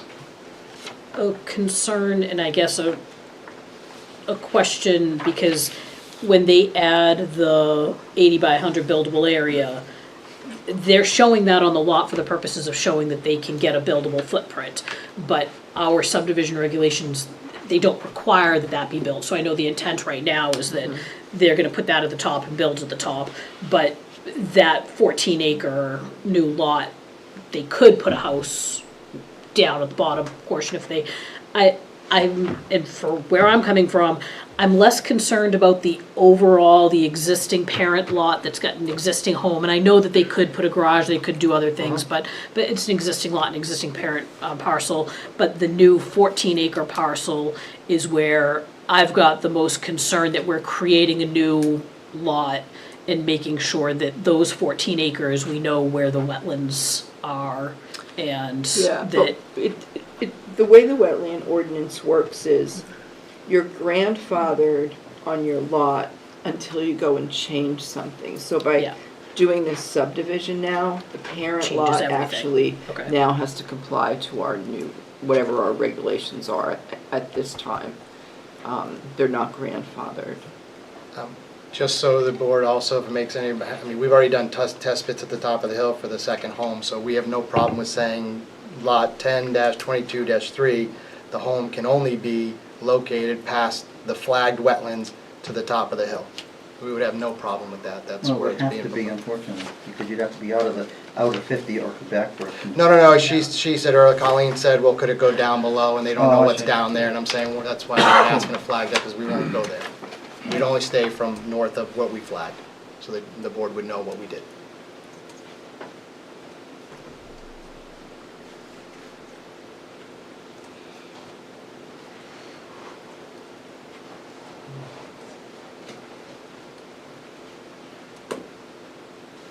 So even if you reduce that easement to 20 feet, it just means someone could still put a driveway in there if the properties are sold. Someone can put a driveway in there if they got permission to have a third home on a communal driveway. It could happen. But that lot has no frontage at all. Yeah, that's true.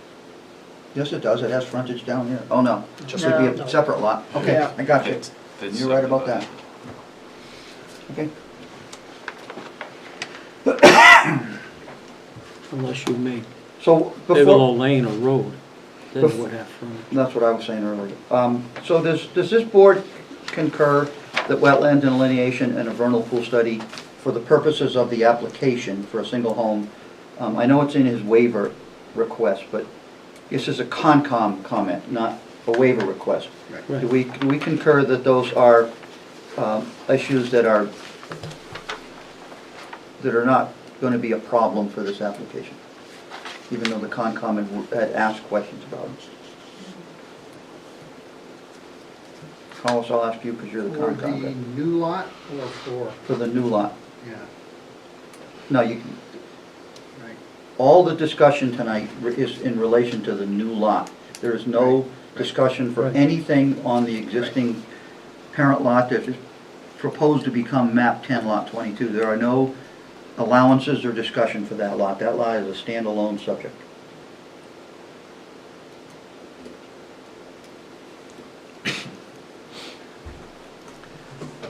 If it's a big issue, we can take away the 50-foot access to. I'm not gonna, I mean, I don't want the board, it's not the end of the world, Yeah, it's and really that can- not. Well, it She can't- just it thought it doesn't made matter. sense. Become It can't be a somebody else's separate lot, so problem it doesn't down the matter. road. It can be whatever you want it to be. No, I'm saying the access over to that there, if you're It worried. doesn't- Yeah, it it can't be doesn't allowed. matter. I It know, can't be I a lot, agree. so it could be anything. I agree, but I'm just, if it's So a, it's if not, people are it's not a concerned. point that we have to worry about Okay, tonight, all right. since it could never be a lot. Well, unless there was a road built in there, then it could be a lot. But I think Scott already addressed that. It's too steep for a road. It's 10%. I guess they could make some meandering road, They that- could- some switchback that would meet 8%, but, I mean, I That don't would know be that hard sure. for the fire truck, It though. cost a lot too. Not if it's a road. All right, board, are we going to move this to a next meeting? Because nobody seems to want to talk about it. Well, I'm okay with the 25 feet. Yeah, sure. Do you want to come to some conclusions on what you've already discussed, so when they come back, they know they're just addressing certain items? Well, we haven't voted on any of the waivers. I know, I'm asking, do you want to do that so when they come back, No, we don't rehash everything? no, we can talk about the waivers at the next meeting. I don't think we should move forward with the waivers tonight. Does anybody else want to move forward with waivers tonight? No. I think that's something we discuss after we've had a discussion on the entire site, then we talk about waivers at the end. And I think relative to wetlands and vernal pools and all those issues, even though it's implied, whatever they want to do for development in the future will have to comply with what's in place at the time. Yes. So they will have to come in with a new plan that shows what they're going to do. At that time, we can confirm that it meets with our regulations.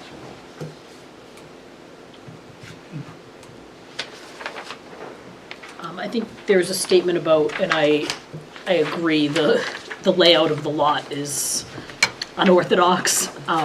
Do we have, and I don't know that we have, though, in our regulations or in the ordinance,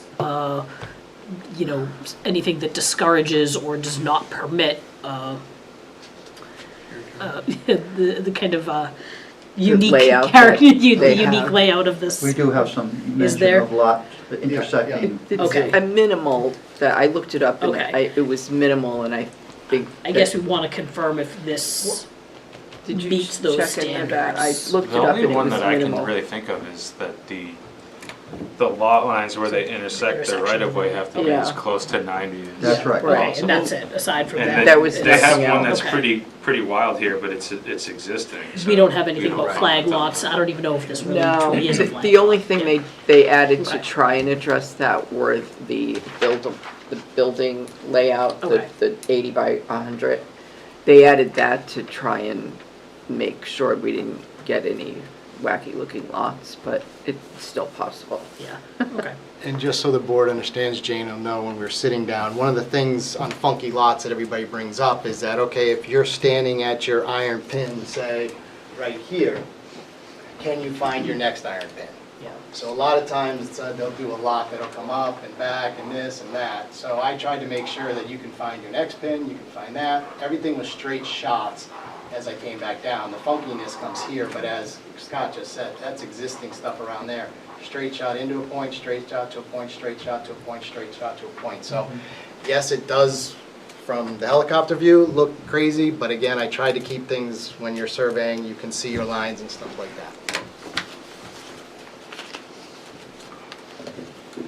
was an odd shape to begin with, Yeah. parent lot. Yeah. The right-of-way is weird. Yeah.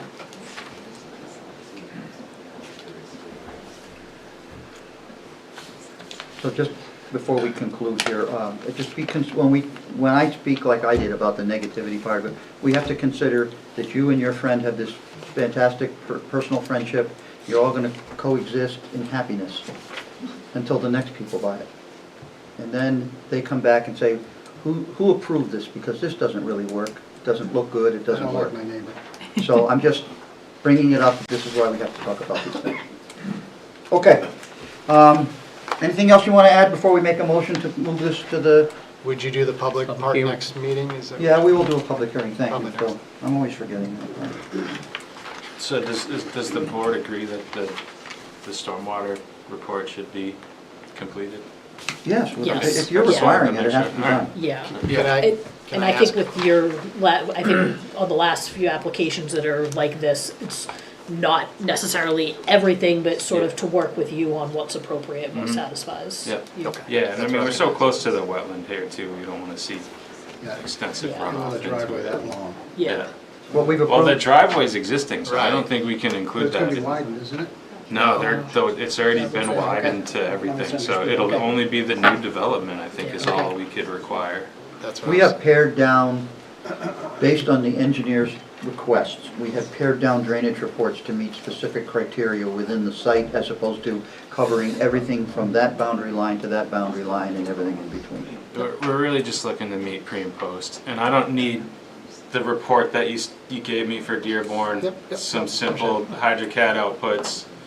I don't need your narrative about what the project's gonna do and all that stuff.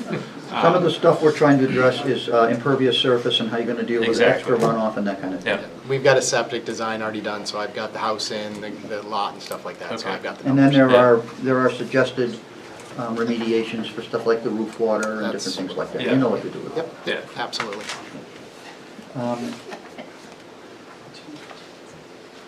So at this time, folks, we're going to see if anybody wants to speak on this application. If they do, I'll ask you to step down. We'll open the public hearing for this application. If anybody would like to step up and speak, now's the time. Okay, could you folks return to the gallery? Thank you. Good evening, my name is Jim Love. I'm a butter from the Dunbarton side. I'd just like to know if there's a map that shows where the new house is going. Could you say, I'm trying to find your name on, Lot 9. okay, thank you.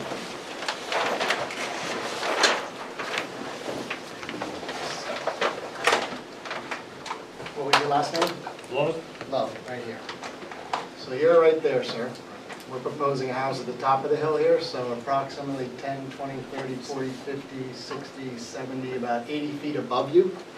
And I believe, I might even have your house on the aerial here.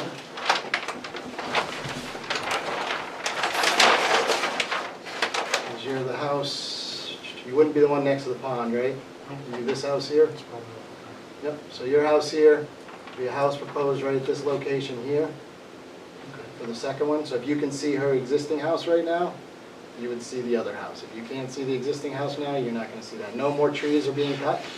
Unlike on this side here, the trees have already been cut for their lot that's up there. All right. That's it. Thank you. Thank you, sir. Anybody else?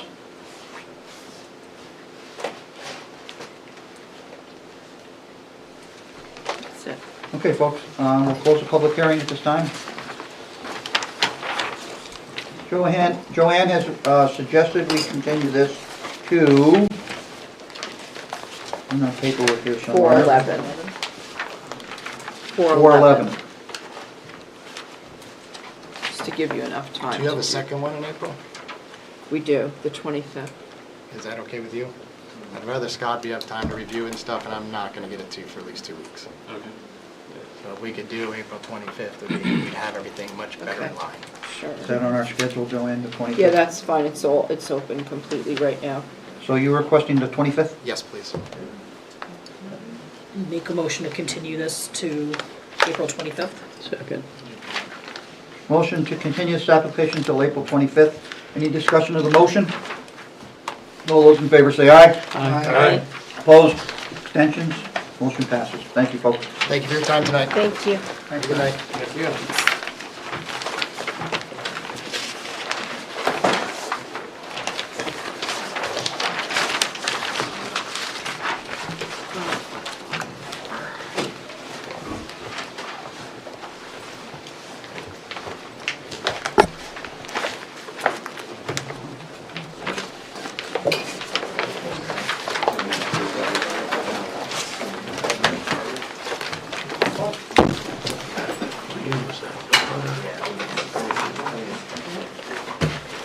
Mr. Chair, I'm going to be recusing myself on this next application, so Can you state your reason? I can. My husband is employed by the college, so Well, we, we can discuss that. The reason for stepping down is because you have normally you have a financial interest in the applicant receiving what they want. yeah. Do you find that you would be biased? No, I can remain unbiased, but I think that my concern is the appearance of a conflict. So I know, talked to the board the last time something came up and I participated, and I can, but Would that leave us without a quorum? No. 1, 2, 3, 4, 5. So Colleen, I'll accept your statement and you are going to step down. Sorry, you still get to listen.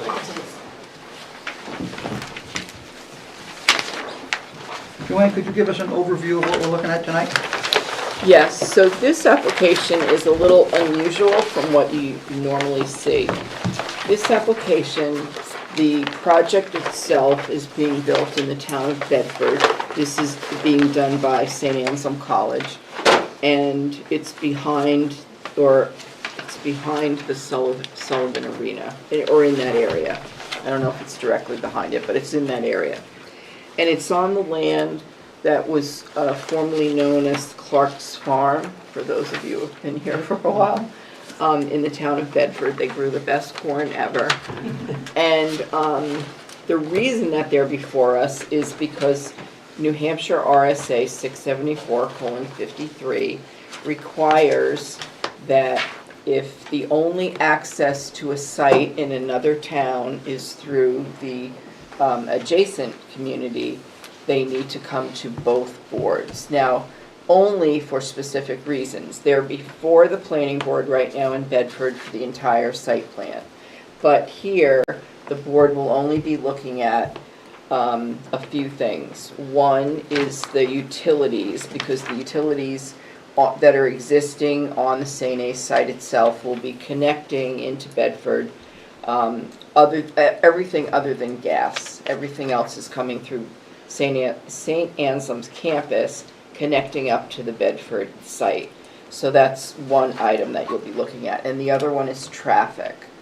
And again, it's because will be the only access. So if you're at the sports area, Sullivan Arena, down in that area, and you're exiting out of the site, it's the driveway.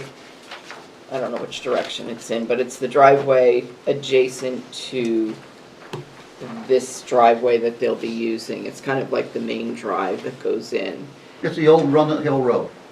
Oh, I'm talking about from St. Anselm's Drive. That's the old Rundle Hill Road. Oh, is that also part of it? Used to come right through. Years ago, that was part of it? Okay, so you know exactly where I'm talking about. So it comes out onto St. Anselm's Drive. They did provide us with a traffic memo, which should be in your packet. But those are basically the two things that you'll be looking at. They're doing a track center, there'll be a field house in the future, they're having an announcer's box, there'll be lighting on the field, but all of those issues fall under Bedford's purview. And they had had one meeting with the Bedford Planning Board, and they're scheduled to meet with them again. I think it's sometime this month. We're in April right now. Or April. We'll see how we do on our laundry list of items to address. So could you review that RSA one more time about the access to the site, please? I don't know if I actually You read have it the right off the RSA page right with there. me, but it's RSA 674:53. And what was it about access to the site? You said it was, has to be, So say for instance, if someone were to build something in Goffstown near the Manchester border, and the only way for them to access it was through the Manchester roadway. There was no roadway in Goffstown. well, we've done that. We did that for the car dealership down there that comes from Bedford into Yes, Goffstown. that's another We did that example. here. So And they that had was no other means of access to that site, correct? They would That, have- they had- that site, you had to, let me think a minute, because I was just started at the time, Well, and that you was go through before the Bedford. board. I remember that Access site to clearly. Bedford. That site was a site in Goffstown. It was off the state highway and he could not get a permit from the DOT to access it directly off of the limited access. Okay, so that highway. should have followed the same process. Now, I'm asking about this site, because So- this site has Bedford access from 2 roads to the site. So this site is being accessed only through the St. Anselm College. Well, that- Rutland Hill Road is a road in Bedford, and it's a town road. However, it's gated, and Well, it it's was been gated gated. because they requested it to be gated. It's been gated for a long time now. I'm sure the college requested it to be gated. I have no Well, I history can of tell you that. that they have access to the site from 2 roads in Bedford. So for us to have to apply to strict regulation of an RSA, we are not in strict regulation at this time, because they do have access from the town of Bedford's highway system. Well, It's on a corner lot. They can use Rutland Hill Road is to Rutland access Hill the site. Road a paved road, or is it? Yes, it is. A dirt road? Paved road. Paved road. I mean, I'm willing to let the access go forward, but I want to make it clear that because of this RSA that you've stated, this is not a compliance requirement on the part of the Goffstown Planning Board due to access. Okay, so if that's the case, and they have another access, then Goffstown would not be looking at this at all, because it's coming through Bedford's, it's on the Bedford side, so it would be looked at by the Bedford Right. Planning Board. So we can ask the applicant that question at the time, but I wanted to clear for Yeah. the record about the access statement in the RSA. Okay. Board So- members have any questions for Joanne? The town of Bedford owns Rutland Hill Road, not St. Anselm College, so I don't know why it's gated, but I'm sure they could tell us. Well, we'll ask them. Okay. Anybody else have anything? Okay, Scott, do you have anything? This is not really related to anything to you other than the possibility of drainage, right? We didn't look at drainage. We were told by town council that we shouldn't review drainage on this one Oh, so because you got a none of night it's off. in town. Perfect. Well, no, we are requesting a more substantial traffic information than what was provided, but in terms of the access, my guess is Bedford doesn't want the added traffic. Well, I already knew that, but I want to hit it on a record. I want it on the record. Because that road has been gated since, when I worked for the town in 2002, that road was gated back in 2002. Do you know for what reason? Just- Probably because it didn't want it to be a through road from the college out to the Bedford folks who live out there and didn't want all that So- traffic on their road. That But that's is That's me stating opinion. Yeah. It wasn't up to me. That I would assume, because that is a residential area Yeah. right there. Anybody else? Okay, Nick? Thank Do you. we Welcome. want to accept the application? Yeah, we do have to accept it. I'm sorry. Thank you, Phil. Is this application ready to be accepted, Joanne's complete and Yes. blah, blah, blah? So is there, It does have regional impact, and Bedford has already called that. Southern New Hampshire Planning has been contacted. We've been contacted by the town of Bedford. So we don't have to address are they that. asking for any waivers? No. Okay. So I need a motion for the application. I'll make a motion that we accept the application with the understanding that it has regional impact. And it's complete and ready to review? Yes. Thank you. Seconded by? Second. Any discussion of the motion? Seeing none, all those in favor say aye. Aye. Opposed? Abstention? Motion passes. Now, Nick, All right, well, welcome. thank you for the preamble. My name is Nick Golan. I'm a licensed engineer and principal with the firm TF Moran. To my right is Mr. Jonathan Woodcock, Director of Physical Plant for St. Anselm College.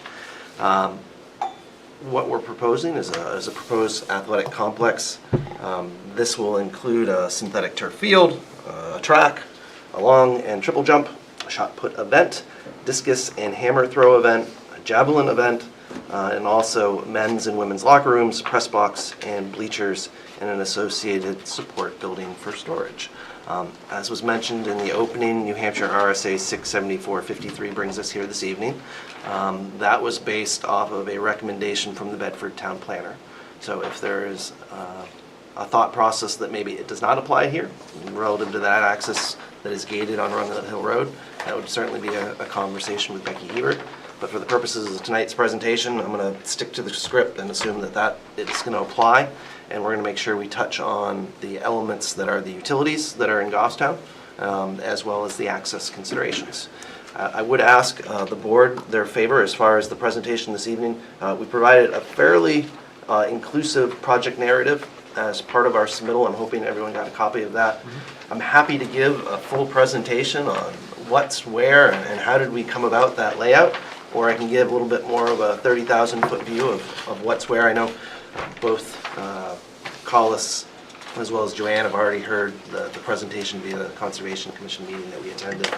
I think, Nick, if you take your topics, your boldface topics, use Yep. utilities, access, all the way through, just give some brief summaries of them rather than read all the Perfect. That makes great sense. All right, so we're going to start. We're going to use that letter as our agenda, essentially. Relative to the use, I just mentioned those various elements. I think it's important just to get us cited in general on the campus itself. So the proposed athletic complex is really on one of the more southerly areas. As far as access, we mentioned Rundle Hill Road. This is Wordley Road. On a straight line, we're approximately a half mile from St. Anselm's Road. So we've got a pretty good haul there as far as distance. You can see that the track itself is pretty straightforward. Around the outside, we have the synthetic field that is located centrally. What we'll do is I'll flip this just so we can see, now that we know where we are, you can see a couple of these elements a little bit more candidly. So again, here's our synthetic field. This is really the pavilion area. It will include the bleachers, the locker rooms. These are the throwing events. The triple and long jump event would be here. Our utility connections are really off-page. So, town line right here. Our utility connections are just off-page. So if we flip back to our... So let's stick with the use, make sure the use is finished for everybody. Sure. We'll take them one at a time and take questions from Yeah, of course. board members. Anybody have questions with use? So the color coding helps a little bit, just help us see where those various elements are. You'll note there is a little bit of red too. Those are some wetland impacts that are necessitated in order to allow for the construction.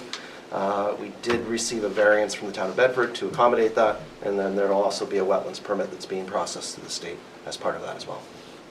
Is there any long-term plan to turn this into a closed field house? No. Just for being an open venue? Yes. Open air venue. Thank you.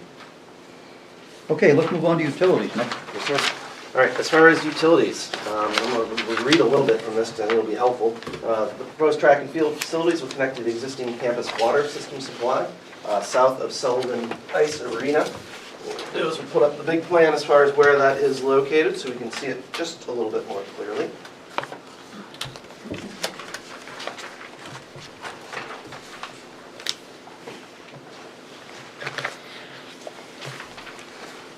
Our utility plans are sheets 3 and 3-1.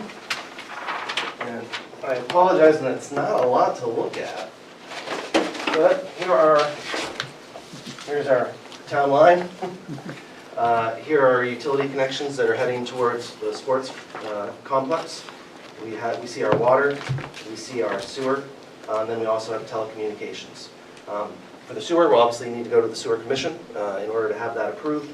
It's our understanding there are municipal interconnection agreements that accommodate this. I did just today make sure I called over to the city of Manchester to make sure I didn't miss something as far as that being allowable. We'll obviously address that specifically with the sewer commission when we submit our sewer application, but it's understanding that those intermunicipal agreements would govern and allow for that. It just becomes a question of make sure that those pipes have appropriate capacity. Mr. Chair, yes. Our sewer ordinance specifically says that before we accept flow from a parcel outside of Goffstown, we must have an intermunicipal agreement. With whom? The other municipality. So that's Bedford. Yes. So Nick just mentioned Manchester only, he never And mentioned our, Bedford. our ordinance goes on for a page and a half to discuss the details that must be in that agreement. Okay, so Nick can find that and he can make sure he applies. I've given him a copy. Oh, Yep. Thank you, Mayor, Very for nice. providing that. So not a lot to talk about as far as utilities. You know, this is areas of existing pavement here and some grass here. The work that's really being done in Goffstown is here and here. It accounts to about 4,000 square feet of the area that will be cut and then paved back in order to make those necessary connections. There are other utility connections that are part of the project as a whole. They're pulling their electric off the existing duct bank that runs on Runlet Hill Road, which is directly to the west of the proposed sports complex. So we'll pull that off of here, and we'll also be pulling our gas service off of that location. And that comprises our utilities. Any questions on utilities from board members? Okay, access and traffic, oh, did you question, Brian? No, I don't. Okay, access and traffic, Nick. All right, yes, sir. Let's look at, we'll use our other plan here to talk about that.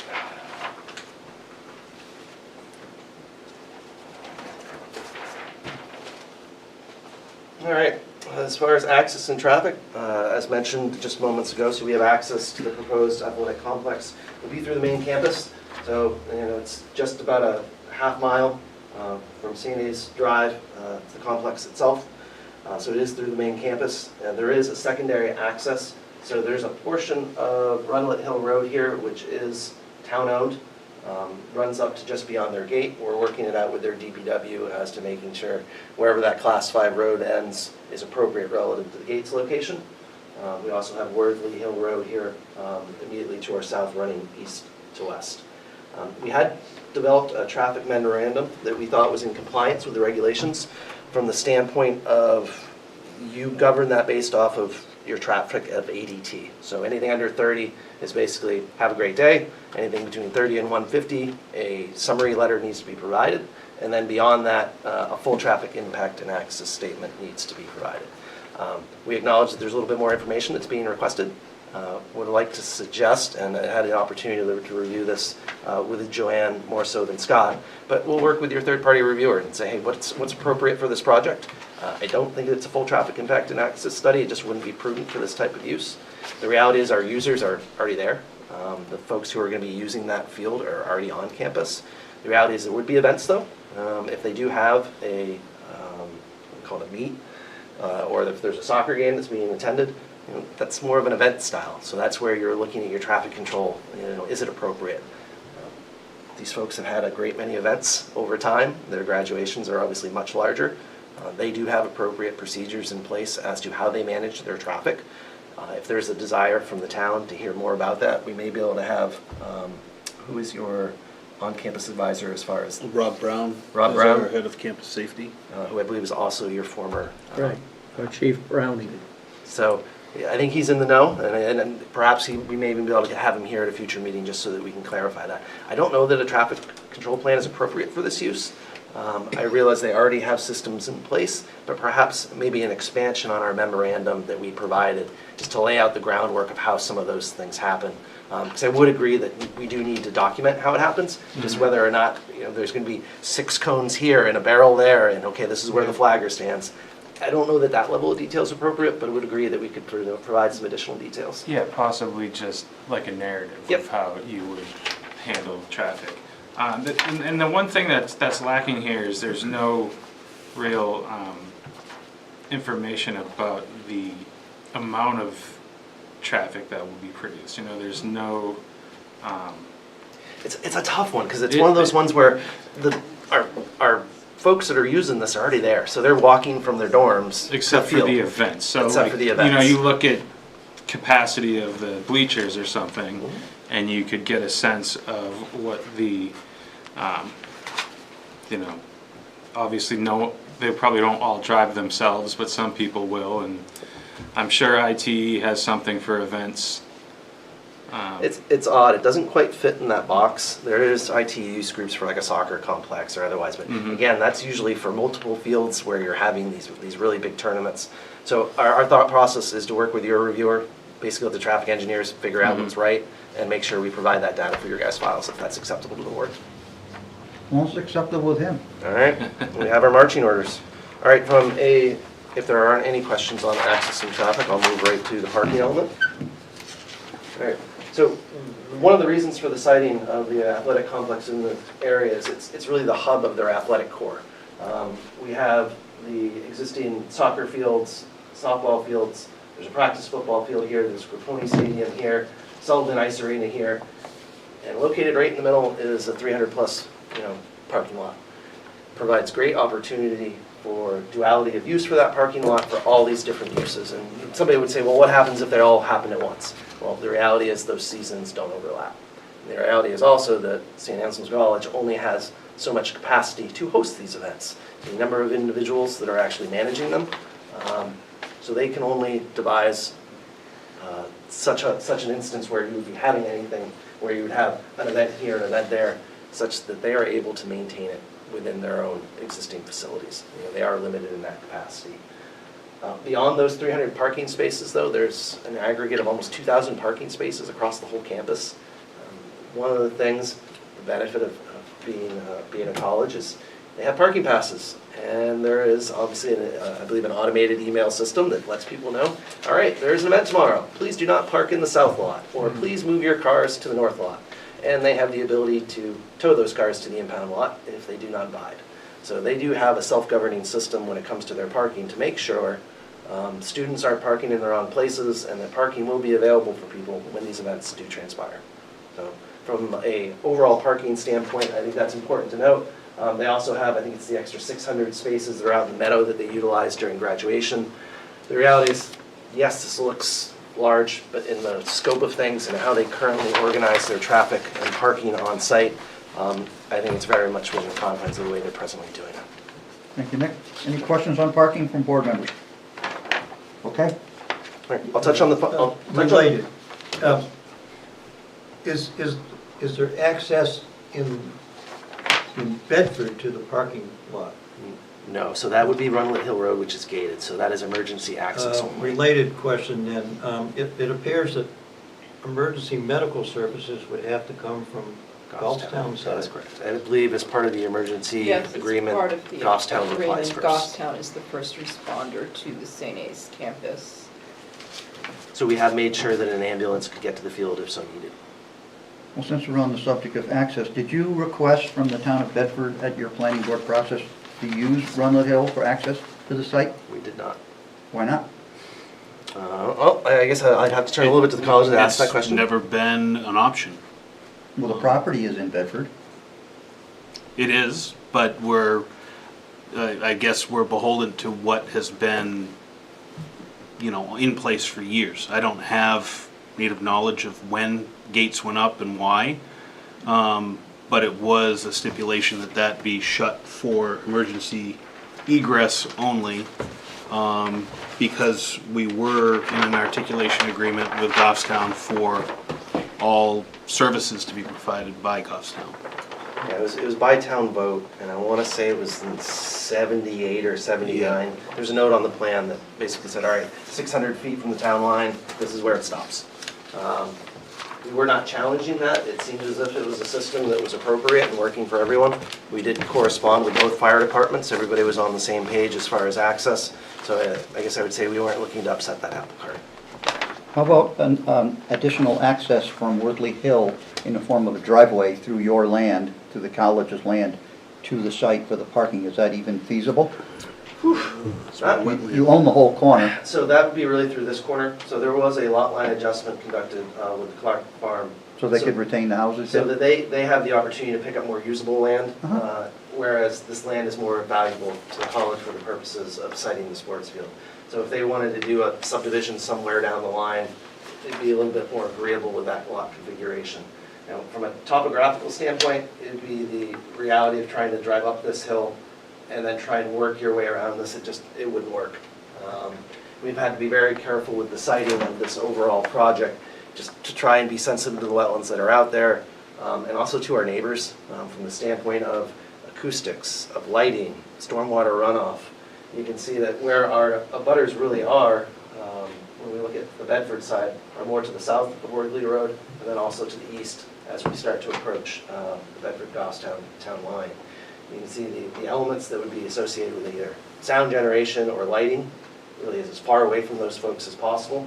The expectation, you have a lot more hustle and bustle in that plaza area than you do on the far side of the sports field. So again, just trying to be sensitive to our neighbors in that right, as far as how the overall facility was laid out. I'm just not satisfied that we aren't trying to share the traffic with the town of Bedford, since the building is physically in the town of Bedford. We will make sure that we do a little more due diligence to try and better understand the nature of why that was gated. I know it's been gated for a very long time. That's certainly a conversation we can have, just so that we have the data. Thank you. Yes, sir. Stormwater, there's actually a bit of an update relative to what was previously proposed. There was a combination of wet basins and extended micro detention. It works, but could it work better? So we're going to swap out those best management practices. There is an existing wet pond that will stay just the way it is. There was another basin that was constructed that was intended to be an infiltration basin. So I went back, read through the research, read what was originally approved. It's not working necessarily the way we want it to, so we're going to make some updates. Had a nice call with Wetlands Bureau as well as Alteration of Terrain this afternoon, where we went over not only the wetlands permit, but also the reconfiguration of these best management practices for stormwater. And I think we're all on the same page. Ultimately, we got to make sure that all of our peak rates are less than what was previously proposed. So I think we're in good shape. Essentially what we're doing, just to give you some generalities, is part of this site is in a cut, part of the site is in a fill. So there is a catch basin system that surrounds the track, as well as like a trench drain liner that then feeds into these catch basins. Just very similar to you see on the street. It's got a sump in it where those sediments have the opportunity to settle out. For the area of the field that is fill would be a clean stone where we'd have the opportunity to then infiltrate stormwater. Our HydroCAD evaluation allows us to see what elevations it rises so that we can then meter it through various structures. So effectively it allows us to infiltrate stormwater in the most logical area, an area of fill where we think we would have better infiltration, and then that overflows to the existing stormwater areas, noting that one of them is being expanded, and there's also a newer area that's proposed to the southeast. But I'm really working through this right now so that we can minimize footprint and try and really have just the needed stormwater management areas, and to make sure that to the extent practical they promote infiltration and are also consistent with the stormwater management regs and the stormwater management permit that's required for the town of Bedford. Okay, I'm looking at the next three columns, site lighting, Sounds good. landscaping, and permits required, and I don't think those apply to us because those are all Bedford decisions. They are. So Okay, Nick, Phil? Nick, on the stormwater, I believe it was 2 applications prior when you were in. I think it was you for St. A's. Was it the parking lots that were down there?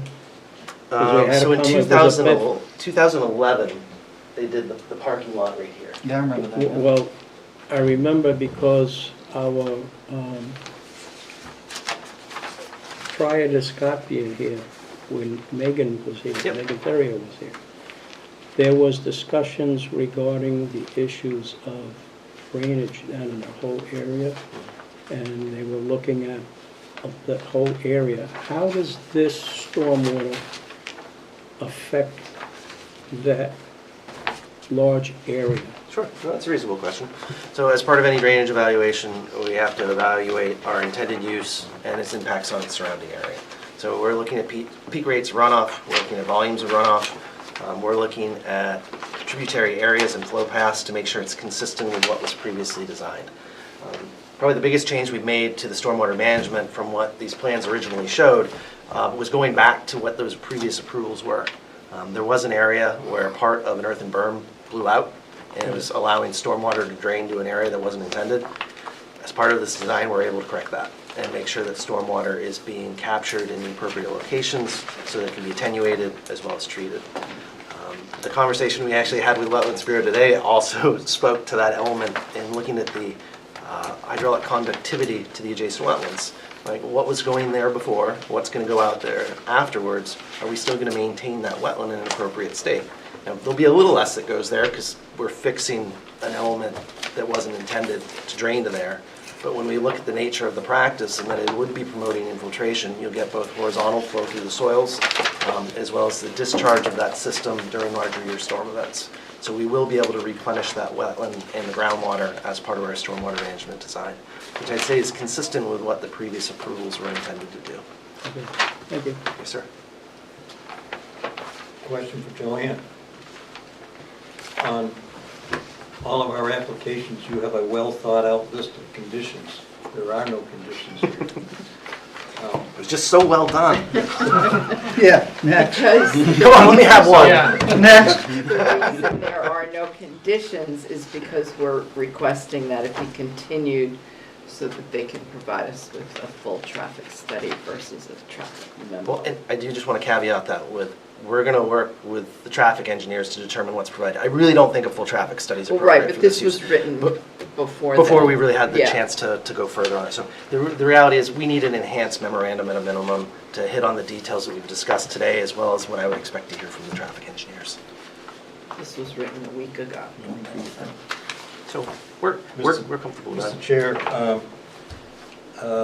we typically see a condition relative to utilities is that an accessibility fee must be paid. So, The sewer department has an agreement for the campus parcel for sewer flow.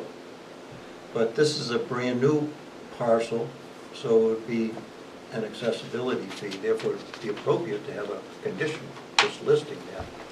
You can have it, but they won't get a permit without paying the accessibility fee, so it's pointless. but, Although it has been noted in other applications, yes. I bring it up only because we see that as a typical condition. and accessibility, I can't talk. An Accessibility. accessibility fee to be determined, because you don't have that number, right, correct? We always have it, it's the same number, 5,000. Well, but how are you basing that on something like this? It's a flat number for everything. 5,000 per what we call a treatment unit. There could be multiple treatment units here. Oh, okay. We'll figure that out one time. That's what I mean, the total amount, not just the 5,000. I'm talking can- about the total. When this thing comes for a final vote, you should have some note on the condition that sewer accessibility fees to be determined by the sewer commission. Okay. So Nick, I'm looking at your topo on C-2.0, Yes, sir. and I see 350 for a finished grade on the field and looks like 330 or lower on the perimeter. You were putting 20 feet of fill in here? And that's where your determination is, you're gonna use the type of fill that will leach water back into the subsurface? Is that what I'm hearing you tell us? That's a fair representation. The reality is the matrix underneath the field in and of itself is an open-bodied stone. So we're Right. using that permeability, that void space to store the water. And then we'd be bringing in, as you mentioned, a clean, well-draining soil below the field that would enhance that capability. Okay. Because I see how your system works with all your drainage ponds. It's busy. There's a lot of under drains when it comes to these synthetic sports fields. Yep. But just as a sidebar, as we're kind of closing down the conversation on this, one of the things that was echoed in our Bedford meeting was just making sure that we had an appropriate system of, we'll call it safeguards, to confirm that what we build in Bedford meets their conditions. That's making sure there's an appropriate operation and maintenance plan for our drainage. You guys deal with that on a regular basis, but this would be specific to Bedford. Yeah. Yep, and then the same thing with lighting and acoustics and any of the runoff that's coming off our field to make sure that it doesn't have something in it of concern. So we're dealing with those items at the Bedford level. I'd be remiss if I didn't mention it here, just for... So as our town engineer stated earlier, you are going to have the Bedford Public Works look at all the drainage to the Goffstown town line. All the drainage structures that are going to be installed down through there are going to be all their prerogative and their inspection. Yeah, Brian Because DeFosis it's will be off of reviewing. our town property. Yeah, we actually don't have any drainage improvements. It's really just those Well, utility I thought extensions in Goffstown. I thought I read in your profiles. Sewer profile, 2-2. it was a drainage profile I thought I read. Drainage profiles, are they in Bedford or Yeah, in so that- Goffstown? That is this drainage line that's running through here. Oh. The drainage structures that are in the parking lot, that's also Bedford, but those exist as well. So are you transmitting stormwater from this site to your drainage system on the campus? Yes, I believe is the answer. Are we taking stormwater from this element and sending it to our stormwater best management practices that are also? All on site? Yes. But then the connection between there and the town line, Yeah, I mean, actually. is there, are there drainage structures in that, on the roadway, on Runlet Hill? Oh, in Runlet Hill Road? Yeah. They're not tying into the town system at all. Yeah. They're just going to all to their I think that's just VFDs. sheet flow. Yes, but my question is because we had discussions with St. A's on the Poisson Hall application where they had surcharging in their pipes and they didn't have enough capacity for a lot of the drainage on the St. A's site. And I want to be, I'm asking you. I understand your question now. So there is no downstream element that inhibits the ability for our stormwater discharge that would create a surcharge, as you suggest, in that type of atmosphere. This is an open stormwater management area that then drains along an existing flow course, which is a wetland. This does not discharge into another catch basin closed drainage system. It flows into a wetland that then runs behind these properties. Okay, thank you. So, Nick, I'm concerned about lighting. There's a lighting plan in here somewhere, I assume? There is. That's And gonna we show are up? in the process of updating that. There is a little bit of light spill right now onto the Clark Farm property that we need to resolve. Okay. It was also one of the items that was asked for by Bedford is, what exactly do these structures look like? So we'll make sure we provide that data as well. But there is a photometric plan that's included. Good, thank I bypassed that, Carlos, because the lighing is on Bedford and not on Gospel Right. land, you. so I didn't think it don't was know that. germane. I don't know how we'll have a lighting plan, where the lighting's being cast to. Okay. It is within the plan sheet. It should be in the latter Yeah. sections, but. Is there currently lighting in the parking lot, Nick? Yeah. All right, there- so- There are. Yeah. light- And we reviewed that when we approved that parking lot, as I remember. Right. Okay. Good. Anybody else? Questions for the applicant from staff or members? All right, I see the rest of your folks are here, so I'm going to open a public hearing. You probably don't have to leave your chairs. And open a public hearing now. Anybody wishes to speak? Oh, someone does wish to speak, great. All the other people here. I thought you were with these folks, they usually bring a big entourage. Yes, well, that's true. They're very kind people, and I should be flattered to be associated with them. But I'm John Bisson. I'm an attorney from Cronin, Bisson and Zielinski. I represent the Algers family. They are direct abutters in Goffstown. 110 Violet Street is their property address. Can we see where it is on the map? Thank you. And they've Well, been but abutters before you actually. continue, sir, I just want Nick to show us where the Sure. abutter is that you represent in relation to the site. It should be this lot here, and I think there's a portion also through here. Okay, so they are direct abutters to the site. They are downstream. Thank you. Downstream, downhill. Sorry direct to abutter. interrupt you, sir. Oh, no, that's fine. And sir, for the minute taker, please spell your last name. Bisson, B-I-S-S-O-N. I got it right. I'm probably the only person who pronounces it that way, so. Anyway, the Algers family, they've been abutters actually since the Civil War, 1860, isn't that cool? And they feel a bit in between because it's a Bedford project with access in Goffstown, so they are a bit confused by this whole regional impact thing and how it all works, and understanding from Ms. Duffy that there are certain limited things that are here before you tonight, but maybe not. So we have been participating in Bedford. We want to participate here and make sure everybody has all the information. Some of the things that, and also, Mr. Algers is an alumni of St. A's. So he's not here to target, tarnish, tank anything with St. A's. But he owns that property that's downhill, which is a significant problem. It raises significant concerns that we want you to be aware of, especially since you're continuing this and we'll have some more time. And please tell me if you think I'm talking about something that because of this limited thing, you don't want to hear from me. Well, can I stop you there for a second? Sure. We are having a hearing tonight that is directly related to the request for utility easements to the site. Understood.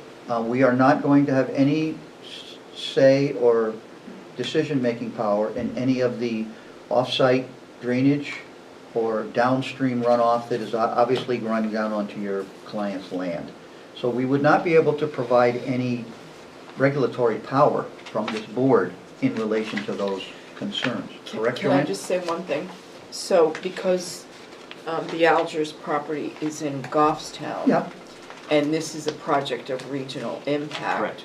The board can discuss any issues as an abutter, because they're considered an abutter because Okay. of the regional impact, and send a letter to the Bedford Planning. Okay, thank you for that. And that's essentially our position, because we're not a Bedford abutter. We're a Goffstown abutter.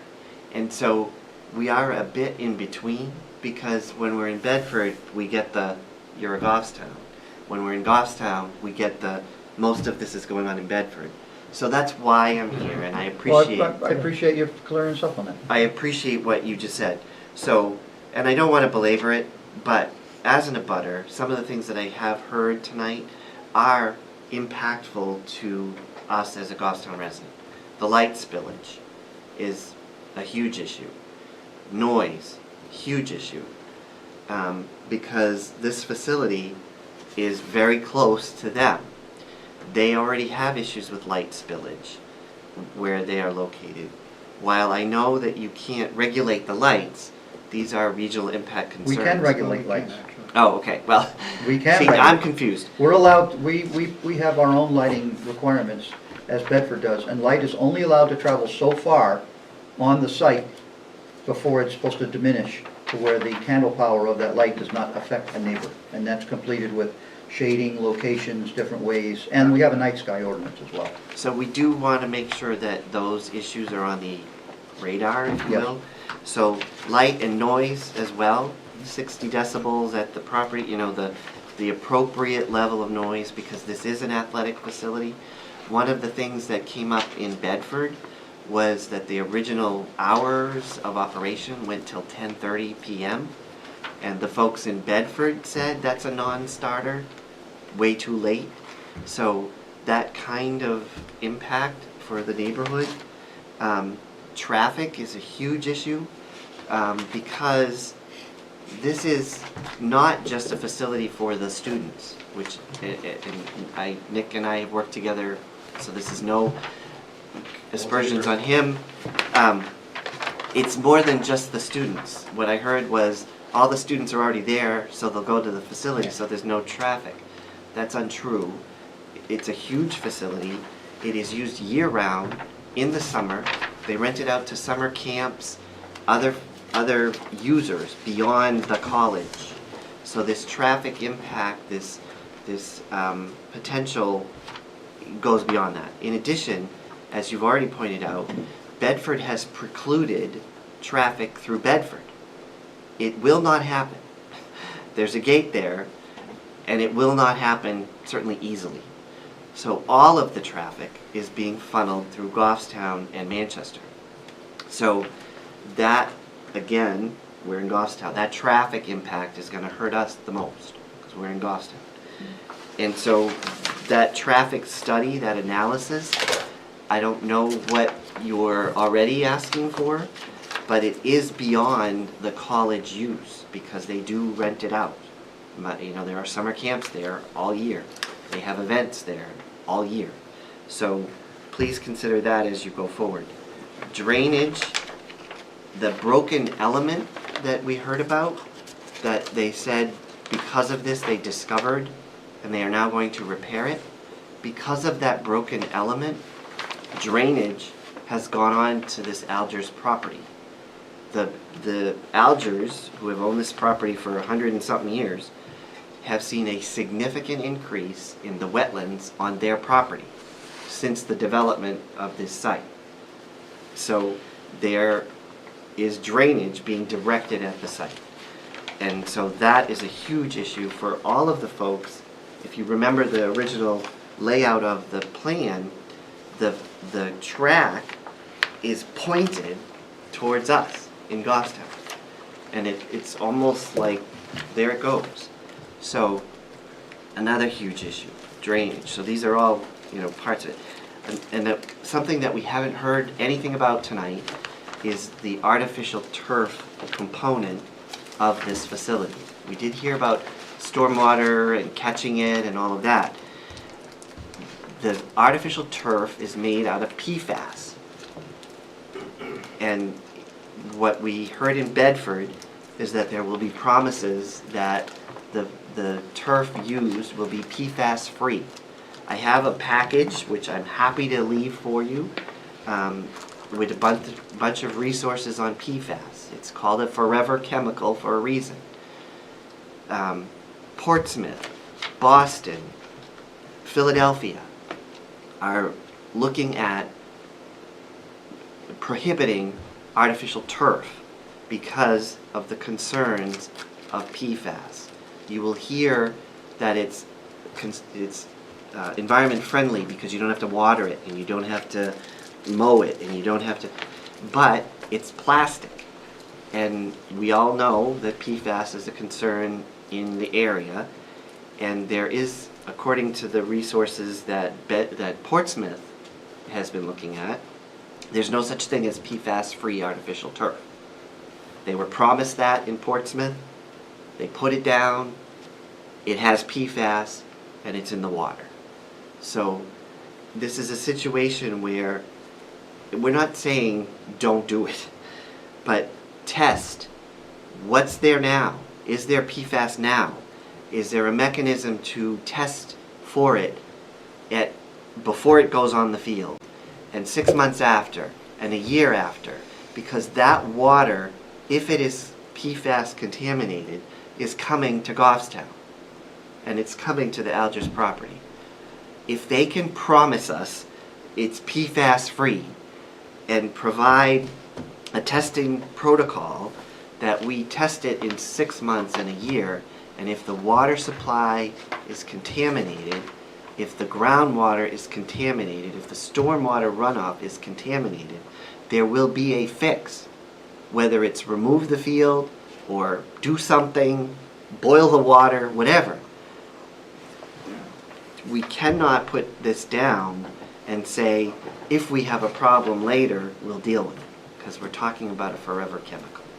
So I've already said, I've spent a lot of time. I do have this resource, and it's just a resource. I would like to leave it with you so you have it for if you want to use it. It talks about Portsmouth, it talks about Boston's ban, it talks about Philadelphia, an article in the Philadelphia paper, March 13th, yesterday, about the discovery of PFAS as a result of the application of artificial turf on city-owned parks and recreation fields and the impact. And the reason that it's important, when we're in Bedford, Bedford said the zoning board didn't want to talk about it. That'll be a planning board decision for Bedford. So the ZBA didn't talk about it. We're in the planning board and we're making this pitch to them. Regional impact, it's going to impact you as well. That's my position. And There is no time limit for comment. You can stay there. I know, but I don't want to belabor it because the folks behind me have heard it, and They can hear it again. and we would like to, we do want to work with them. We want to talk about testing and protocols and all of that. But from your perspective, because it's regional impact, you're the neighbor, a lot of these problems are coming your way if they're not dealt with appropriately. So feel free to distribute them, and if Joanne wants to keep a couple extra for members that are not here this evening, I'm sure she. I have a bunch. I'm just actually going to keep I think one. What do we need, Joanne? 3, 4, 5, 6, 7. Because I have one for Nick. 8, 9, maybe 9 here. Yeah, that would be good. 9 will cover everybody, sir. I think I got it. Yes. There you go. So Look at that exact amount. that's my pitch. Thank you very much. Thank you for coming. Thank sir. you. Anyone else want to speak? Okay, we'll close the public hearing.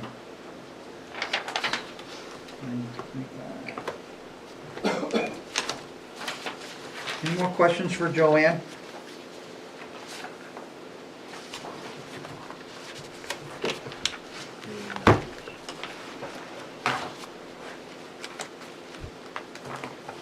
Will you be able to work with our, oh, you come on back up, folks. Will you be able to work with our third-party engineer on to resolve the traffic study, impact, control, whatever you gotta do? We thought that made the Who most is our sense. third-party engineer on this? I haven't reached out yet, but I think it'll be VHB.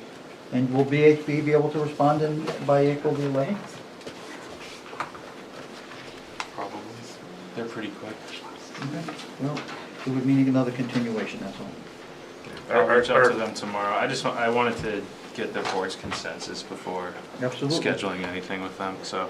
Our intent is basically it's a scoping meeting of sorts, to look at Yes. it and then let the prevailing minds figure out, okay, what should we provide here? And then we'll get to it. Okay. And then we'll establish an escrow fund for this project, Scott, as well? Yeah, so tomorrow when I reach out, what I will do is explain what's going on. And then request that they provide a scope and fee for that particular task of the, basically the traffic scoping meeting. And we could probably even from there discuss what their review of the developed traffic memo would be. Okay. Scott, I'd like to be included in that meeting. The traffic The scoping scope, one? yeah. Yeah, well, obviously, yeah. Okay. I would think we'd want fire and PD there as well. PD said they had no issues, I did, Same with fire. They Contact both them. had comments back that but said it wouldn't, all clear. it would help to Yeah. have them there. Fire may not be as necessary as PD, but I In think all honesty, PD, I'd like to have the police there because I think things are operating really well on campus, and I Yeah, think that's and- important to hear. I would like their opinion, so. Could you do something also, Nick? Could you find out if Bedford Fire has a knockbox key or something, access to that gate? It's by,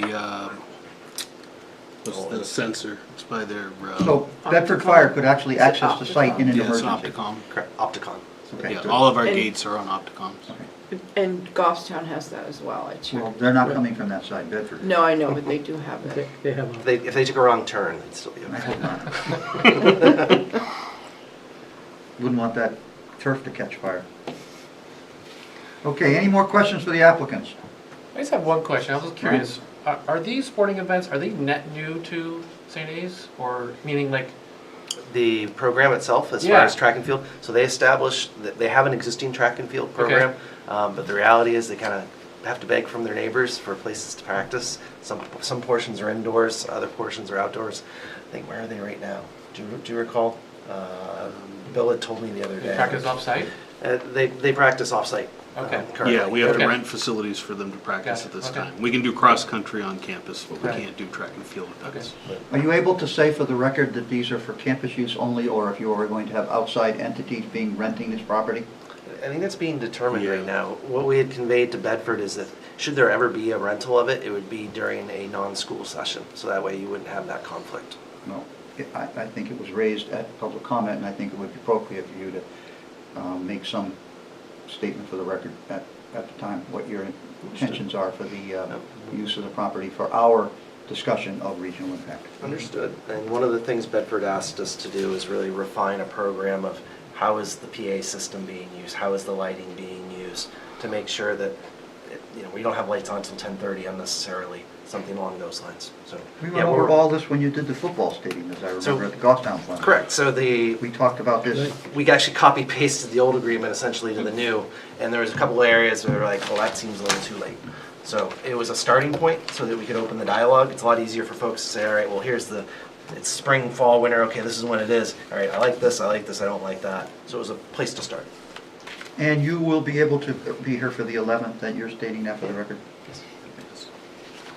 No need to waive the 65-day clock at this time, Joanne, we're good on that? We're good. Okay, if you have nothing else, I'll ask for a motion to continue. So moved. Anybody else? Second. Motion's been made to continue this application to the 11th of April. Any discussion of the motion? Seeing none, all those in favor say aye. Aye. Opposed, abstention, motion passes. We'll see you soon. Thank you. Thank you very much. Thank you. Take a 3-minute break here at the meeting. Start again up in 3 minutes. Nick, I'll reach out once I have information from VHB.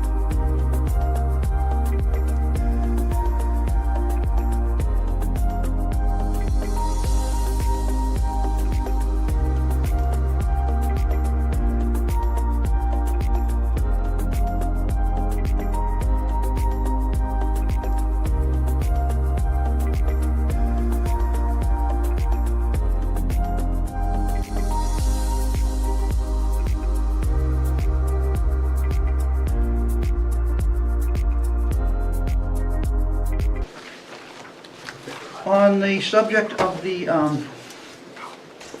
regional impact, Joanne, Yes. would we want everyone to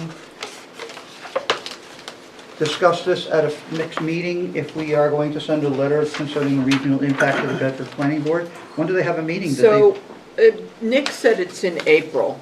I don't know the exact date, I can find out. So would we want to tonight as a board give you some guidance so you could compose some sort of a regional impact Like letter? a draft letter? Something that we could at least get to the planning board for before their next meeting, I'm asking. Sure. And does the board feel that it's necessary to address concerns as raised by the abutter in abutter testimony? I wrote down a lot of I the wrote them all down. concerns that he said. And I believe this was the same property that was affected by the football field at that time with the lighting.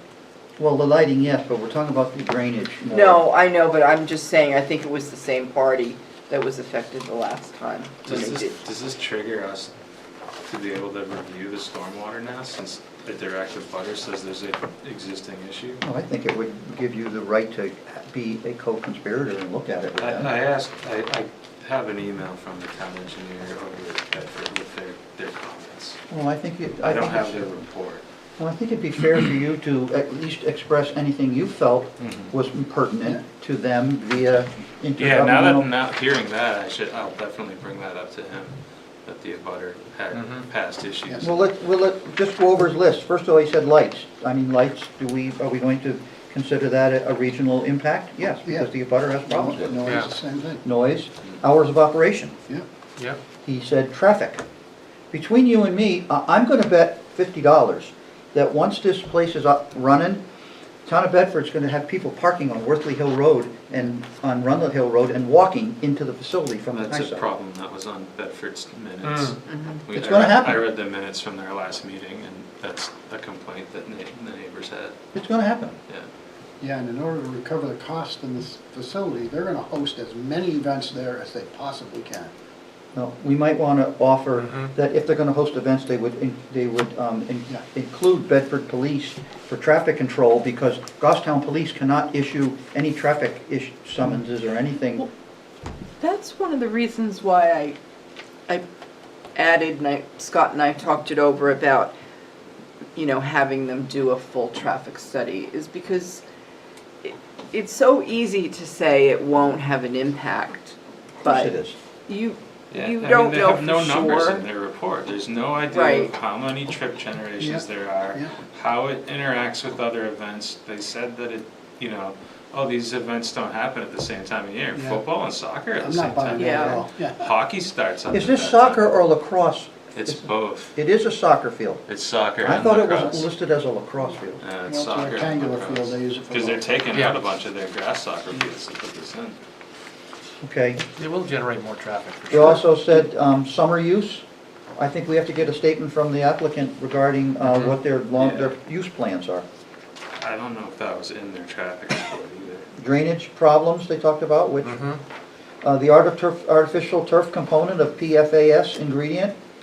They asked for, a promise from them that they're gonna provide them with PFAS-free materials. Yeah. Maybe a manufacturer could provide that when the manufacturer produces I the think artificial that's what turf. happened in Portsmouth. The manufacturer did provide it, but it turned out that it still Wow. had the product in there. Yeah. He also made a very good point. He asked for PFAS testing pre-construction to find out if they're there now, Right, yeah. That's good. which is an excellent idea.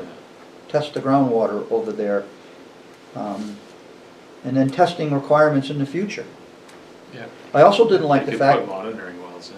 I also didn't like the fact that I heard that the residents, the applicants, the abutters property has had their wetlands increase on their land. That is taking Yeah. use away from them for land that was high and dry maybe at a prior time. It might have been wet, but it could be increasing the limits of the wet area. Yeah, I remember when they built the berms out there for those basins. It went over the line, it spilled over, and it changed the hydrology in that whole neighborhood. And I never heard from She the kind app, of alluded to slightly, but Yeah. I never heard of the applicant state what soil type was on the property either. He's talking about leaching into the ground. The only leaching material he's talking about is the fill materials they're gonna bring in. Yeah. Because the underlying soils are our hard pan up on the top of that mountain. Which is why the leaching basins that are out there don't Le- function Leaching properly. basins don't function in hard pan. Okay, so does this board want to have Joanne compose a memo to the Bedford Planning Board Yes, Yeah. stating the concerns of the attorney for the, yes. which they've already heard, but at least we're bringing it full Yeah. circle as a regional impact. Right. And it's Okay. concerns that we have at this point in time. Concerns that we've heard from the abutters. There may be We others. haven't really evaluated them, Yeah. but we are passing on abutters' concerns to you. Okay. Should So, she mention the need for an intermunicipal agreement between Bedford and Goffstown? I think we'll handle that at the sewer commission, Dave. I don't think that needs to be addressed at a planning level. Because of teeth, we have the teeth at the sewer commission. It's simply a suggestion at the planning department. So what do you have, Joanne? The ones I wrote down? I have everything, Okay. but I had a question. So what about the traffic study? Well, Like, the way he left here, he's thinking he just needs to set up a scoping meeting. Yeah. Well, no, the scoping meeting will dictate what his traffic memo requires. I'll have a good Okay, conversation. we're with going to get comments from VHB as our third-party Okay. reviewer, and then Scott. and he can say And as that. I told Yeah. Nick, when he's happy, we're happy. But if Okay. he's not happy, we're not happy. PD likes to look at the traffic reports as well. Yeah, I so- did send them the traffic memo, and they had no comment. Which I'm surprised, Jeff usually, well, Did you get the stuff about the pre-testing Yes, and the testing during the during post-construction? intervals, Yeah. 6 months or so, Yeah, Okay, good. cadence. every So, few months. by voice vote, are we gonna authorize, or roll call vote, gonna authorize Joanne to send a letter to the town of Bedford stating the statements Yeah. from the abutters regarding regional impact? Dave? Yes. Colleen? Still Oh, you- keep it. you're- Okay, Brian? Yes. I'm voting yes. Phil? Yes. Yes. Collis, yes? Okay, so you have a unanimous decision to, Do you want me to send it to you all first in draft form? no, we trust you to do Oh, it and okay. get it to them. Just Okay. get it over there. You can send a copy to us of the copy you sent to Bedford if you Yeah, don't mind, yeah. for our review.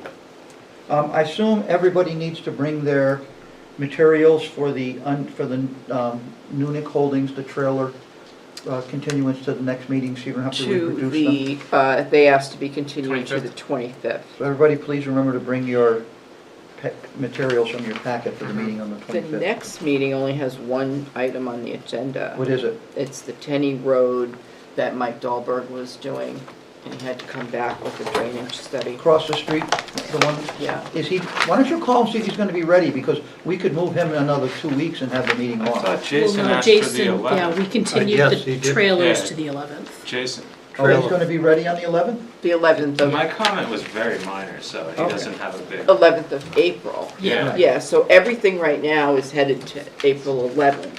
But for our next meeting, Oh, our which is next the meeting, 28th, Yeah. we only have one item. Please contact Mike Dahlberg and ask if he would like to come at the following meeting, or if he wants to be here for that, he will come in for one application. Okay. He submitted a while ago. I Well, imagine that's the he'll other see technique. better than I- Imagine a lot. I think he missed this meeting by just a few days. It's a long day. Joanne, I think we had an applicant for the alternate position. Did you Yes. reach out, or are they So coming we in? reached out to him. Thanks for bringing that up, I forgot. We reached out to him, and it was funny because he said he was going on vacation to, I think it was like Iceland or somewhere like that. Who? And so he couldn't be here tonight. I don't remember his name, but he had applied to be an alternate. Oh, So while I was talking to him, I wanted to get his information, and he said he was standing in line in Disney World or something, so it sounds like he's like traveling all over. So he said that's why he wanted to be an alternate, because he was planning to do some traveling.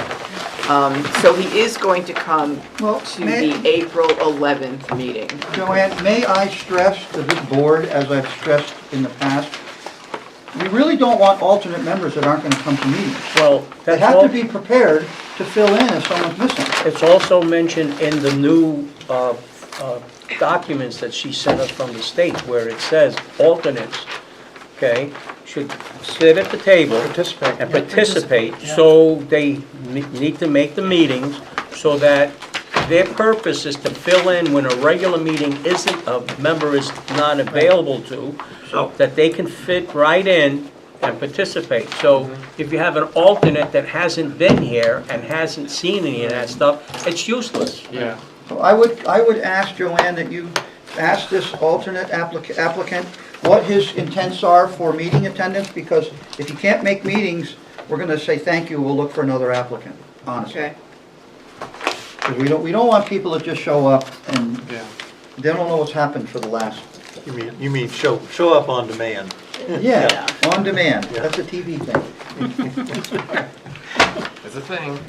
Is anybody else here got anything else to go on Motion to handle adjourn. tonight? Second. Tim, I did take a ride this afternoon up Kennedy Hill. Oh, what'd you think of that? Oh, we can talk about that very briefly. It's a mess.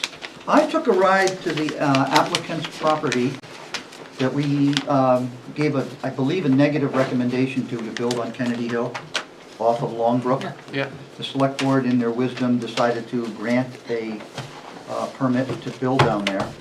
And I took a ride down there just to see what it looked like based on the applicant's presentation, that they had built a nice gravel road all the way to the site. And in my four-wheel drive pickup, it was maybe 1.5 feet on both sides, 2 feet on both sides, so it's certainly not wide enough for a fire engine. It's wet, rutted. It is a mess. The trees that were in the public way, the old Class 6 road, were knocked over, dug out by the stump, and shoved into the woods. Stump, trees, brush and all, shoved into the woods. Does he still have the stumps like surrounding? Yes, it like looks as like a so wall? the Indians can't Yeah, attack. yeah. But that's all in town land, the way I see it, because that's Yeah. part of the right-of-way. Right, yep. So I reported to the fire chief that I think he should look at it, because I don't think he wants to send a fire engine down there, or an ambulance You could either. never get either of those. And I would vehicles. appreciate if you could confirm my opinion to him, please, at some time, Yeah, Collis. yeah, I went out this afternoon and it is a mess. When the select Thanks. board authorized the issuance of that building permit, did they put conditions on that the access meet NFPA Yeah, standard, so, but that's gonna be prior to issuance of a certificate of occupancy? No, Or is I that- There I is a think they gave waiver him the for, waiver. there's a waiver for municipal Oh. services in there. Yeah. Yeah. That if the Okay, house so burns they down, didn't- so we or you didn't- can't That was get an my whole ambulance. point. So the point is that this property would damage any fire engine or ambulance that tried to access that site today. So I Or the wanted to, fire truck will get stuck. yeah, and then how do you get that out? So the point is that, once again, I think it was a bad decision to allow that. That's why we make decisions that we do, and when nobody listens to us. Well, that's a shame, but it's a fact. So I went and looked, okay, guys? And it You was can not see good. the house from Mass Road. The house is looks like maybe 4,000 square feet, it's a big house. It's, oh, I thought it was a barn. That's what he said. He was Well, if gonna that's do a barn, them That's cows what got a he nice said was place to to He was live. gonna do like a garage underneath with just Okay. like a small. And an apartment Wow. All right, we're above. really not supposed to talk about this, honestly, because he wasn't on the agenda. But it was a follow-up. So it's a house though, not a barn? At this point, it's a house, maybe it's a Big- big house. Look up behind Green Thumb tomorrow as you drive Okay. by. I'm gonna move off of this subject now, so I Motion can to avoid adjourn. legal action. So Phil's made a motion to adjourn. Yeah, I seconded it.